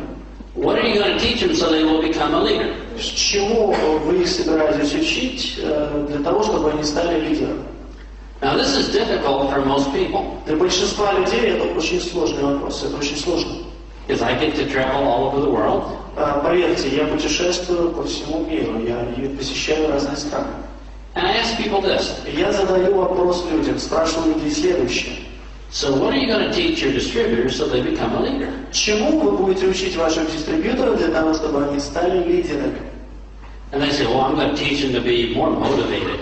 И мне обычно говорят, я буду учить их быть более мотивированными. I said, well, wouldn't you teach that to your distributors to be more motivated? Я говорю, подождите, вы будете учить ваших людей для того, чтобы они учили дистрибьюторов быть более мотивированными, да? They said, well, yeah, yes, I would. Я говорю, да, я учу, наверное, своих дистрибьюторов этому. They said, well, I'm going to teach them to be more positive. Или говорят, я буду учить своих людей быть более позитивными. Oh, wait, that's what I teach distributors. Sorry. Подожди, это же я этому учу дистрибьюторов. Стоп, ошибка. Well, I'm going to teach them how to be a better sponsor. Или я буду учить их быть более хорошими спонсорами. Oh, wait, I teach that to distributors, don't I? Это я тоже уже обучаю дистрибьюторов в любом случае. I'm going to teach them how to duplicate. Или нет, я буду их учить тому, как дуплицироваться. But I want my distributors to duplicate. Подождите, но я дистрибьюторов тоже этому учу вроде. Well, I'm going to teach them, I don't know. Тогда я буду учить их не знаю чему. And you look at these people's faces, Вы знаете, вы смотрите вот на лица этих людей, and it's sad. и становится грустно. They may have been in the business for 5 years. Потому что эти люди могли уже пробыли в этом бизнесе, может быть, 5 лет. They only have one job, У них всего одна работа, which is to build leaders and make them successful. которая называется «строить лидеров для того, чтобы они становились успешными». And they've just found out that they don't know what to teach them. И вот после этого вопроса они вдруг узнают, что они не знают, чему учить этих лидеров. You should see the hopelessness in their face. It's very sad. Вы бы видели вот потерю вот этой надежды, которая отражается на их лицах. Это очень грустно смотреть. Well, here's what you teach distributors so they become leaders. Вот чему вы будете учить дистрибьюторов для того, чтобы они становились лидерами. The only difference between a distributor Единственная разница между дистрибьютором and a leader и лидером is, well, it's not how they dress. не заключается в том, как они одеты, It's not how well they talk. или не как хорошо они разговаривают, It's not if they're tall, dark, or handsome. и не в том, насколько они высокие, длинноволосые, приятные. It's not if they can jump higher waving a bonus check. И не важно, насколько высоко они подпрыгивают за размахиваемым бонусным чеком. It's not if they can sing the company song louder. И это не значит, насколько громко и чисто они могут пропеть наизусть песню компании. The only difference is this: Единственная разница заключается вот в чем. how they think. Как они думают. In every situation, В каждой ситуации a leader will think differently than a distributor. лидер будет думать, мыслить абсолютно по-другому, иначе, чем дистрибьютор. That's it. Все. In every situation, there's leadership thinking and distributor thinking. Абсолютно в каждой ситуации есть лидерское мышление и есть дистрибьюторское мышление. So let's see how this is done. Давайте посмотрим, как это делается. Our first goal is to understand this. Наша первая цель, наша первая задача понять следующее. Distributors believe Дистрибьюторы верят, that in every situation there's only one way to think. что, возможно, есть только один способ обдумать эту ситуацию. Leaders believe in every situation there are two or more ways of thinking. Лидеры считают, что в любую ситуацию можно думать, обдумывать двумя, тремя или большим количеством способов. So Воспринимать. let's take a situation. Ну давайте рассмотрим ситуацию. An opportunity meeting is 100 kilometers away. It's far. Представим, что у нас проходит какая-то встреча по предоставлению возможностей в 100 километрах от этого места. Это далеко. How would a distributor think? Как будет думать дистрибьютор? Yeah, it's too far. Слишком далеко. I can't be successful. Я не могу быть успешным. It'll cost too much money to get there. Слишком много денег нужно потратить для того, чтобы оттуда доехать. I can never build my business that way. И я никогда не смогу построить бизнес подобным способом. Here's one situation, only one way of thinking. Итак, вот одна ситуация и один единственный способ мышления. The leader believes this. Лидер верит вот чему. They believe, well, I could think that way. Он верит, что да, я могу думать подобным образом.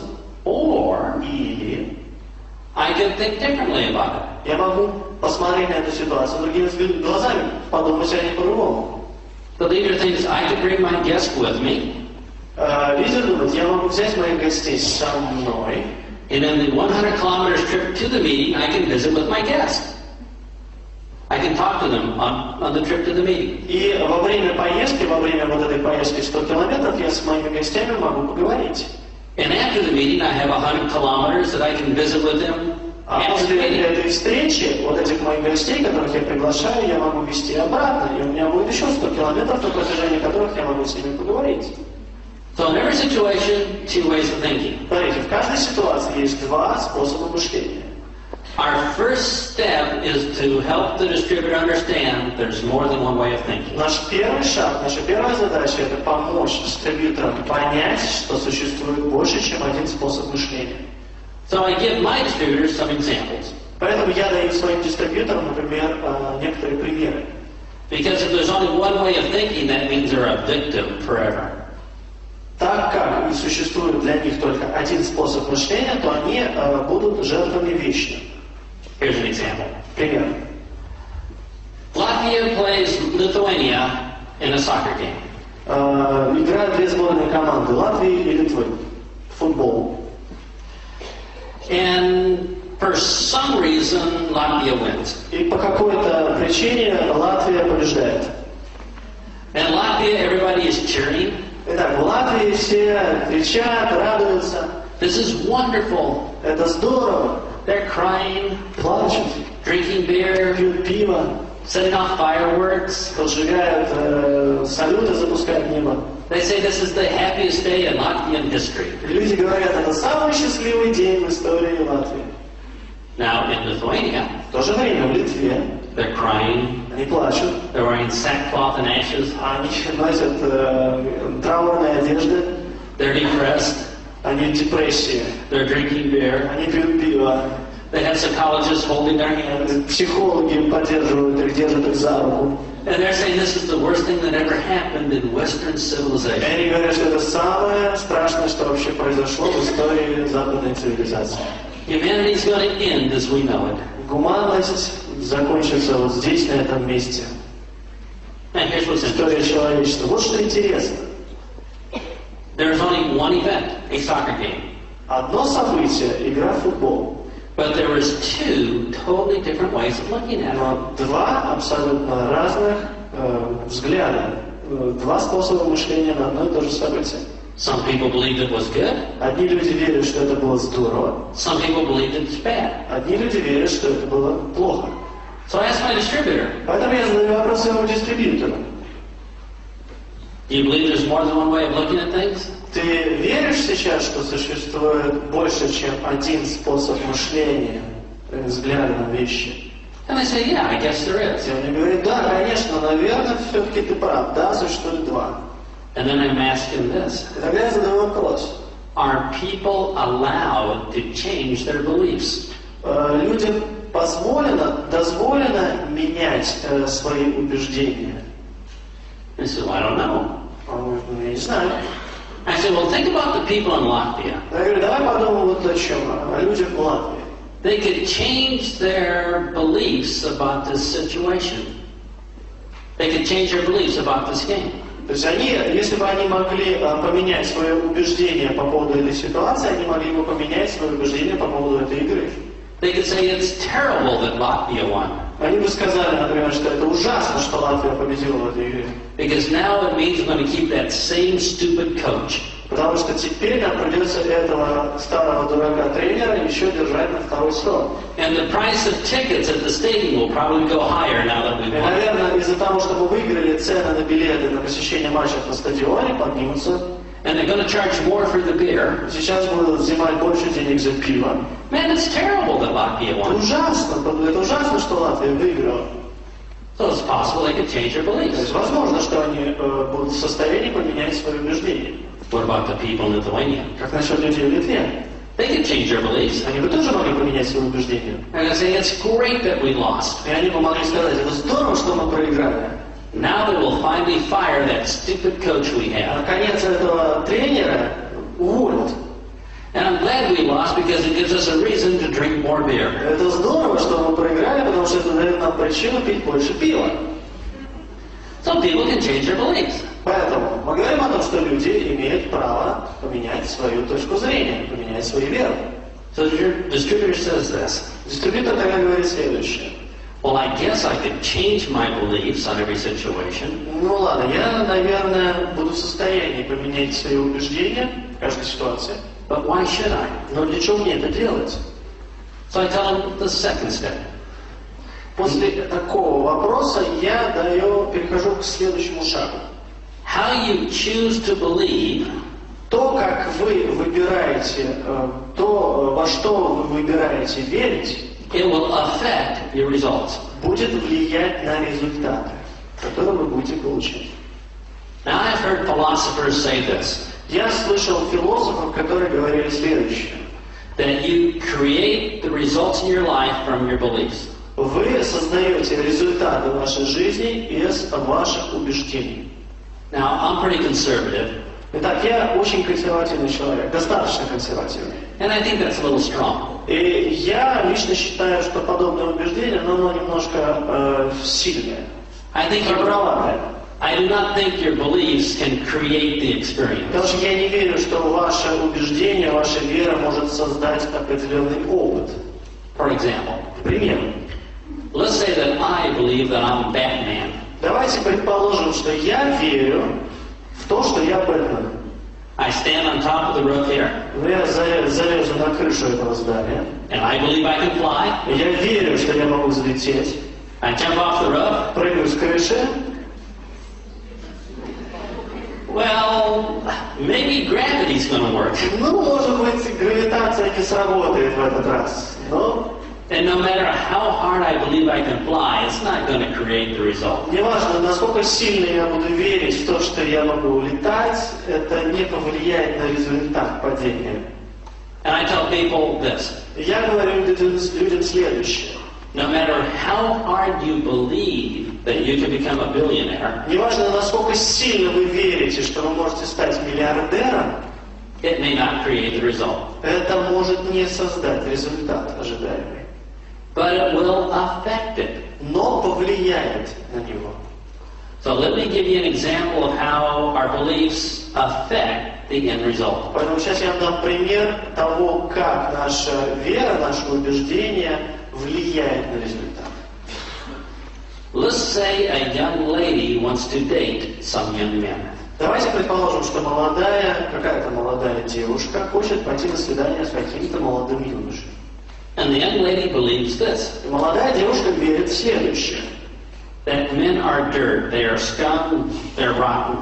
что все мужчины сволочи, что они они грязь и так далее, что они гнилые. They're rude, they're illiterate, they're Они невежественные, они грубые и так далее, и так далее. Now, I'm not arguing with the facts here. Но I'm not arguing with the facts. я не спорю насчет открытых фактов, которые известны всем, But if this was her belief, но если такова ее система убеждений, в это она верит, would that affect her experience on future dates? повлияет ли это на ее будущие свидания? So what could you expect to happen on her future dates? Поэтому что можно ждать от нее на предстоящем свидании? Что произойдет? they might be unpleasant with stupid men. Я думаю, что эти свидания будут не очень приятные со всеми этими невежественными мужчинами. So her beliefs affected the result. Итак, ее убеждения повлияли на результат. Now, what if this young lady believed this? Но что, если бы эта же самая молодая девушка верила вот во что? That men were wonderful, they were great. Что все мужчины, они великолепны, они такие хорошие. They're intelligent, kind, loving. Умные, добры, они умеют любить. Now, maybe this is a drug-induced belief. Может быть, это слишком такая, но очень сладкая убежденность. But if she believed this, Под наркотиками такое можно получить. Но если она в это верит, what would her experience be on future dates? что произойдет, какой опыт она будет получать от своих свиданий? It'd probably be better. Наверное, опыт будет намного приятнее.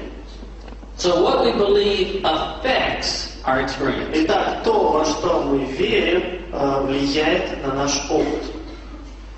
So let me give you an example of the difference between distributor thinking and leadership thinking. Сейчас я вам дам пример разницы дистрибьюторского мышления и лидерского мышления. Remember, in every situation, there's at least 2 or more ways of thinking. Помните, что в любой ситуации существует 2 или даже больше способов мышления, вообще рассмотрения этой ситуации. So imagine I'm a new distributor, and I take an order for some products for my neighbor. Итак, я встречаюсь с моим новым дистрибьютором и беру They order some products from me. и этот дистрибьютор берет у меня каких-то продуктов, какую-то продукцию для своей работы. And then I find out the company is out of those particular products. И вдруг я узнаю, что у компании закончились конкретно эта продукция, этот вид продукции. And I say, oh no, this is terrible. И я говорю, о нет, это ужасно. I've taken my customers' money. Я собрал деньги у моих клиентов. I don't have any products to give them. У меня нет никакого продукта, никакой продукции, которую я могу дать. They're going to be mad. Эти клиенты будут на меня очень злы. They're going to tell their neighbors. И скажут своим соседям, They're going to tell their neighbors. которые скажут своим соседям. Pretty soon everybody in Riga will know about it. И примерно через несколько часов практически каждый человек в Риге об этом узнает. And the bad news is going to spread throughout Europe. И эти плохие новости перекинутся на другие страны Европы, распределятся везде. My name will be trash. Мое имя будет просто избито. No one will ever join my opportunity. Никто больше никогда не захочет ко мне приходить и встречаться со мной после упоминания моего имени. This is the worst thing that ever happened to me. Это самое жуткое, что вообще когда-либо могло произойти со мной. Let me jump off the bridge into the frozen river. Позвольте мне сейчас прыгнуть головой вниз, скинуться в ледяную воду с моста. Now, would that be leadership thinking or distributor thinking? Это было лидерское мышление или дистрибьюторское мышление? Right? Хорошо. So imagine this happened. Но теперь представьте, что это произошло. My neighbor wants some products. Мой сосед хочет какую-то продукцию. I take the money.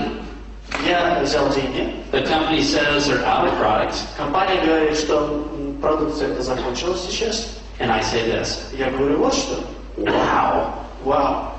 Our products are so good the company can't even keep them in stock. Наша продукция настолько хорошая, что компания просто не успевает ее заказывать, просто не хватает на складе.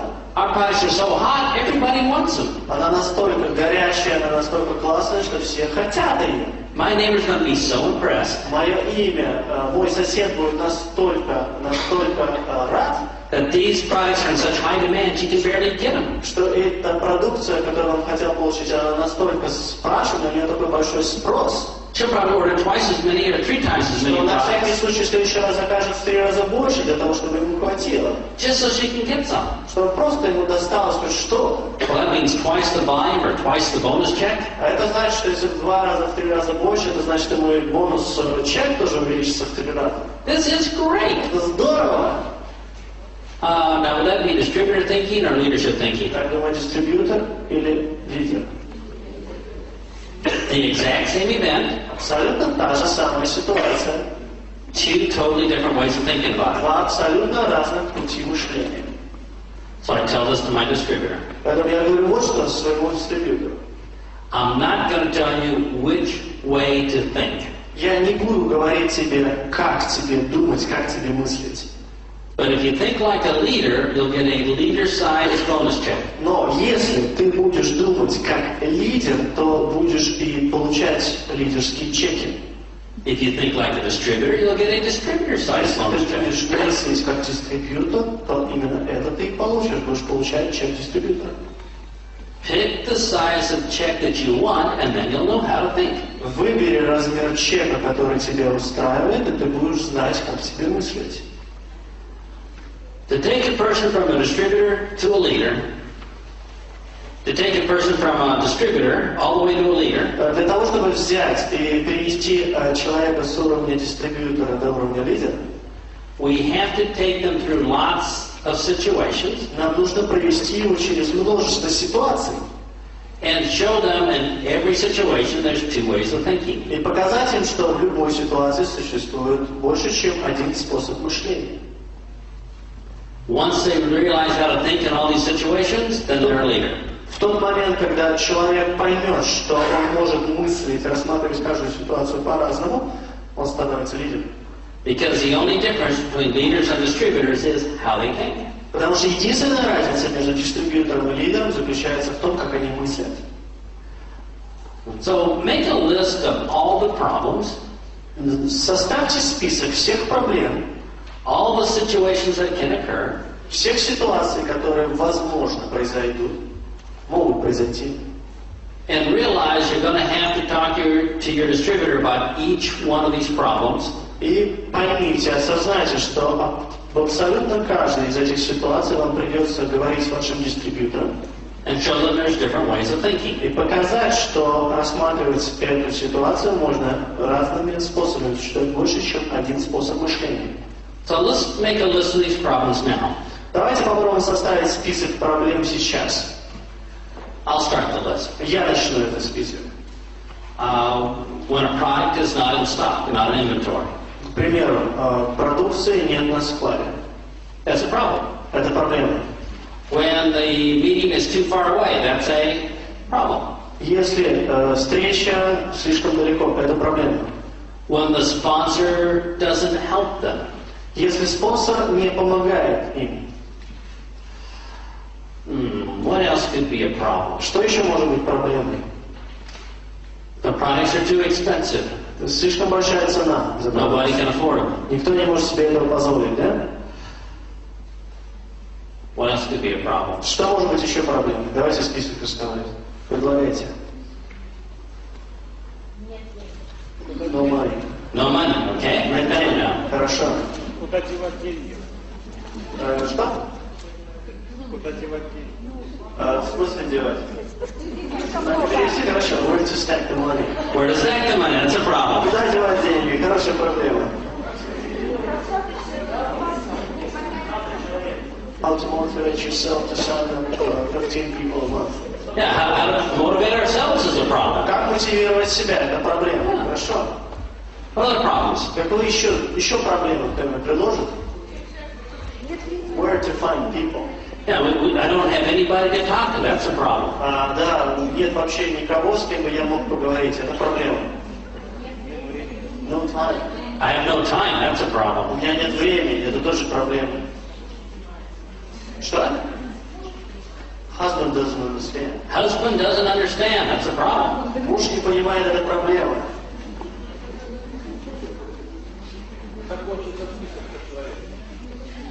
Сколько 100 человек? The list of 100 people is over. Right. That's a problem. Это проблема. My relatives don't want to join or listen to me. Мои родственники не хотят не вступать, не слушать меня.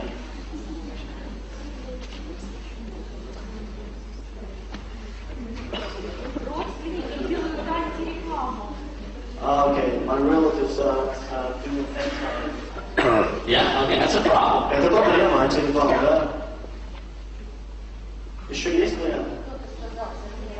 Somebody said that this doesn't work. That doesn't work. That's a problem. Проблема, да, не работает. Проблема. The newspaper writes a bad article about your company. В That's a газете problem. недавно вышла плохая статья про вашу компанию. Это проблема. Mary talks longer than Sally at the meeting. That's a problem. Мэри говорит больше, чем Селли на встрече, это проблема. It's not a legal business. That's its problem. О, это очень большая проблема. А? That's a pyramid. Pyramid, okay? That's a problem. Это проблема. Пирамида — это проблема. Once I got burned, I don't... I tried it before. They all didn't work yet. Раньше Problem. горело, это проблема. Конкурирующие фирмы подделывают продукцию. The other companies are trying to do the fake products. Okay. Well, that's a big problem. О, это большая проблема. Is that all the problems you have? Это все проблемы, что есть, да? Дистрибьюторы не уверены в себе. Distributors are not sure that there's in themselves. Okay. That's a problem. Positive enough. Это проблема. All right, let's start with these problems. Ладно, давайте, по крайней мере, эти проблемы разберем, да? Now, if your distributor believes Если ваш дистрибьютор верит, that these are huge problems that can never be overcome, что это гигантские проблемы, через которые никогда не будет возможно переступить, well, they're never going to become a leader, are they? то они когда-нибудь станут лидерами? Нет. But Но, if they believe that these problems don't make a difference, если они верят, что эти проблемы на самом деле сильно не влияют на вещи, they can probably become a leader. они, возможно, могут стать лидерами.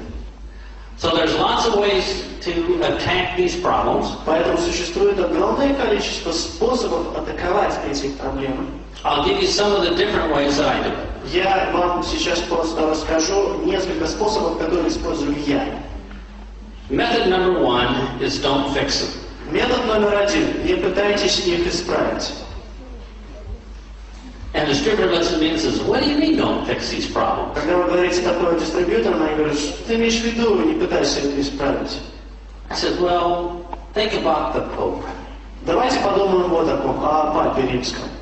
The Pope has more money and a bigger staff than we do. У Папы Римского намного больше денег и больше подчиненных, чем у нас. And the Pope still hasn't solved all the problems. И Папа Римский до сих пор не исправил все проблемы, которые у него есть.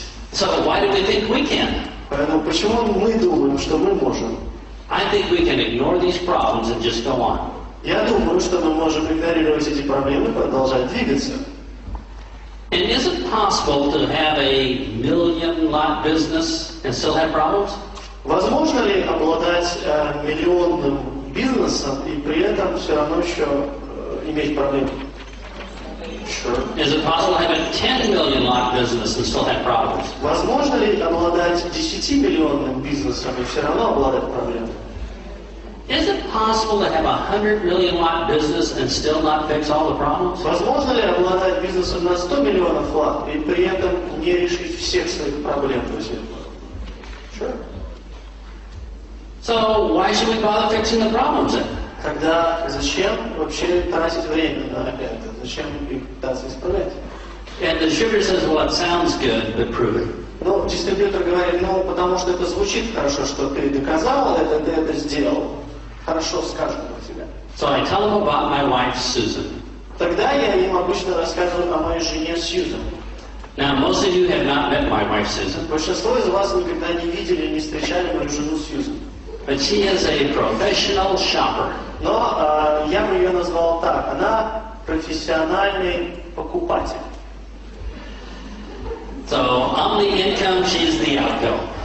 I'm the income, she's the То spender. есть, если говорить терминологией бухгалтера, да, я доходная часть, она расходная часть. Да? Я добываю деньги, она их тратит.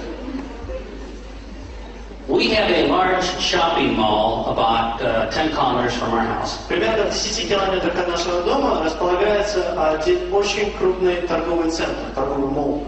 It opens at 10 a.m. every morning. И он открывается в 10 утра, каждое утро. At 9:45, here's what happens. В 9:45 обычно происходит следующее. My wife hops in her little Mercedes SUV. Моя жена появляется на своем маленьком Мерседесе SUV. She pulls out of the garage. выезжает из гаража, she goes down the street, переходит улицу, and there's a stop sign. и переезжает улицу, и там стоит знак «Стоп». That's a problem. Это проблема. So she waits at the stop sign. Она немножко ждет около знака «Стоп», She turns right. смотрит направо, She drives past the school. проезжает мимо школы. Now the school has a really slow speed limit, only like 15 kilometers an hour. Когда вы едете мимо школы, там есть ограничение скорости, примерно 15 км в час. So she has to drive really, really slow. Что значит, что она должна ехать очень-очень медленно. And for her, that's a big problem. И для нее это очень большая проблема. Because she likes to speed. Потому что она любит ехать быстро. Well, after she passes the school, there's 3 stoplights. После того, как она покидает территорию школы, она сталкивается еще с 3 светофорами. So she has to wait for the 3 stoplights, that's a То problem. есть она должна постоять перед каждым светофором, подождать, пока переключится свет, это проблема. After the stoplights, there's some speed bumps. После светофора стоят такие мертвые, спящие, или как они называются, мертвые полицейские, да? Yeah, that's a problem. Это проблема. And then she has to get on this motorway, expressway, freeway where it's very hard, there's lots of traffic. И sразу после этого она выезжает на шоссе, на которой очень активное движение. That's a huge problem. Это огромная проблема. Yet, despite all of these problems, Но, несмотря на все эти проблемы, every morning at 10 a.m., she's at the shopping mall. каждое утро ровно в 10:00 она находится в торговом центре. And she hasn't solved a single problem. She hasn't solved a single problem. Не решив ни одной проблемы. So my distributor's thinking, oh, Мой дистрибьютор думает, you mean I could go on my business, collect a lot of money, and never solve anything? то есть я могу продолжать заниматься своим бизнесом, собирать деньги и так и не решить ни одной проблемы. Now notice what I've done here. Заметьте, что я здесь сделал. I didn't preach to my distributor. Я не пытался проповедовать моему дистрибьютору, I didn't give him a lecture. не пытался дать ему лекцию. I could say, now you need to change your thinking. Я не пытался сказать, тебе надо поменять твое мышление. That doesn't work. Потому что это не работает. Here's how you change people's beliefs. Вот как можно поменять убеждения людей, их веру. You change their beliefs with an experience, Вы можете поменять их убеждения, их веру при помощи опыта. a second good way is with a story. А вот второй очень хороший способ – это хорошая история. In this case, I changed the belief by just telling a short story. В данном случае я поменял систему убеждений, просто рассказав небольшую историю. Our job as leaders is to help people change their beliefs. Наша задача как лидера заключается в том, чтобы помочь людям поменять их систему убеждений. Beliefs are hard to change. Убеждения очень сложно меняются. You have some political beliefs. You have political У beliefs. вас есть какие-то политические убеждения, You have religious beliefs. у вас есть какие-то религиозные убеждения, You have beliefs about which is the best sports team. у вас есть убеждения, какая самая лучшая спортивная команда. We all have beliefs. У каждого из нас есть своя система убеждений. It is good to have beliefs. И это очень хорошо обладать убеждениями. For instance, believing in gravity, is that good? К примеру, вера в гравитацию – это хорошо или плохо? But we all choose our beliefs. Но мы все выбираем, во что нам верить. Distributors believe this. Дистрибьюторы верят вот во что. I can't change my beliefs. Я не могу поменять систему моих убеждений. Leaders know this. Лидеры знают вот что. If I want to affect or change my experience, I'll need to change my beliefs. Если я хочу поменять и как-то повлиять на мой опыт, мне нужно поменять мои убеждения. Distributors believe that the only way they can change their beliefs is with an experience. Дистрибьюторы верят, что единственный способ поменять свои убеждения – это пережив какой-то опыт. They believe they have an experience that creates the belief. Они верят, что если у них есть какой-то жизненный опыт, именно этот жизненный опыт создает систему убеждений. Leaders believe this. Лидеры же верят вот во что. I have a belief, and that creates the experience. У меня есть убеждение, у меня есть вера, которая создает опыт. So here's our plan. Вот каков наш план. For our new distributor, Для нашего нового дистрибьютора we're going to change some of their beliefs with experience. мы поменяем некоторые убеждения новым опытом. And then we're going to change some of their beliefs with some stories. Затем некоторые убеждения мы поменяем некоторыми историями. And after they have changed 5 or 6 different И beliefs, после того, как они поменяют 5-6 различных убеждений, they realize that they can change the beliefs on their own. они поймут сами, что свои убеждения они в состоянии менять сами по себе. They can literally change their beliefs when they want to. Они могут практически менять свои убеждения в тот самый момент, когда они захотят. Because the only difference between leaders and distributors is how they think, how they believe about certain things. Потому что единственная разница, что отличает дистрибьютора и лидера, заключается в том, как они верят и как они видят определенные вещи. What if you could change the beliefs of all your distributors just like that? Вот что бы произошло, если бы у вас появилась возможность изменить убеждения ваших дистрибьюторов по щелчку пальцев? You'd have a huge organization of leaders, right? У вас была бы огромная организация, у каждого из вас были организации, наполненные лидерами. That's the only difference. Вот и вся разница.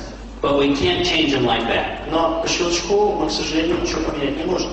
But I'll take you through the techniques we use to change our beliefs. Но я вас сейчас веду к технологиям, технике, которую я использую для того, чтобы менять убеждения.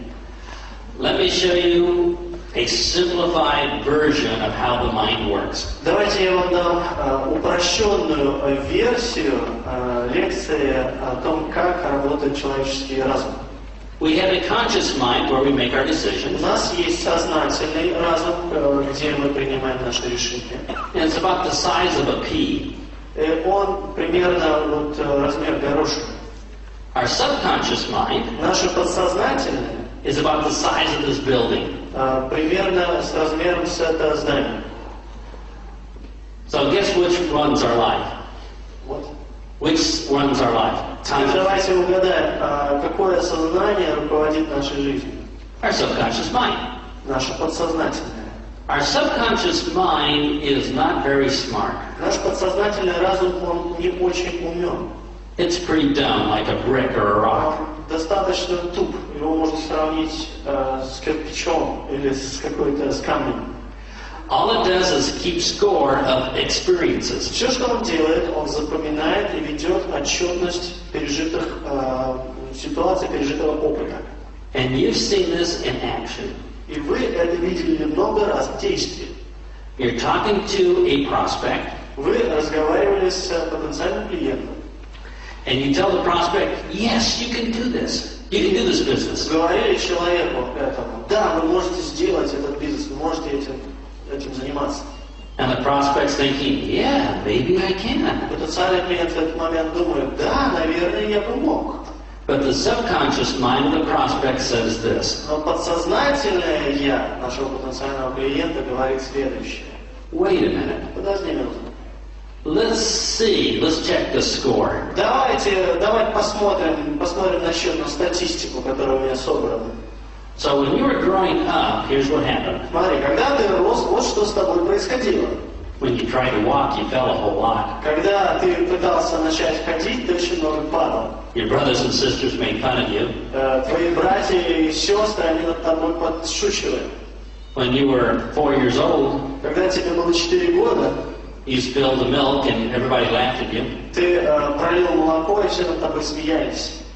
At school, the teacher pointed out all your mistakes. А в школе перед всем классом однажды учитель показал на все твои ошибки. As a teenager, your friends made fun of you. И когда ты стал постарше, подростком, тинейджеры вокруг над тобой подшучивали, смеялись. And your boss says you don't do a very good job. Потом ты вырос, и твой босс сказал, что ты не очень хорошо справляешься на работе.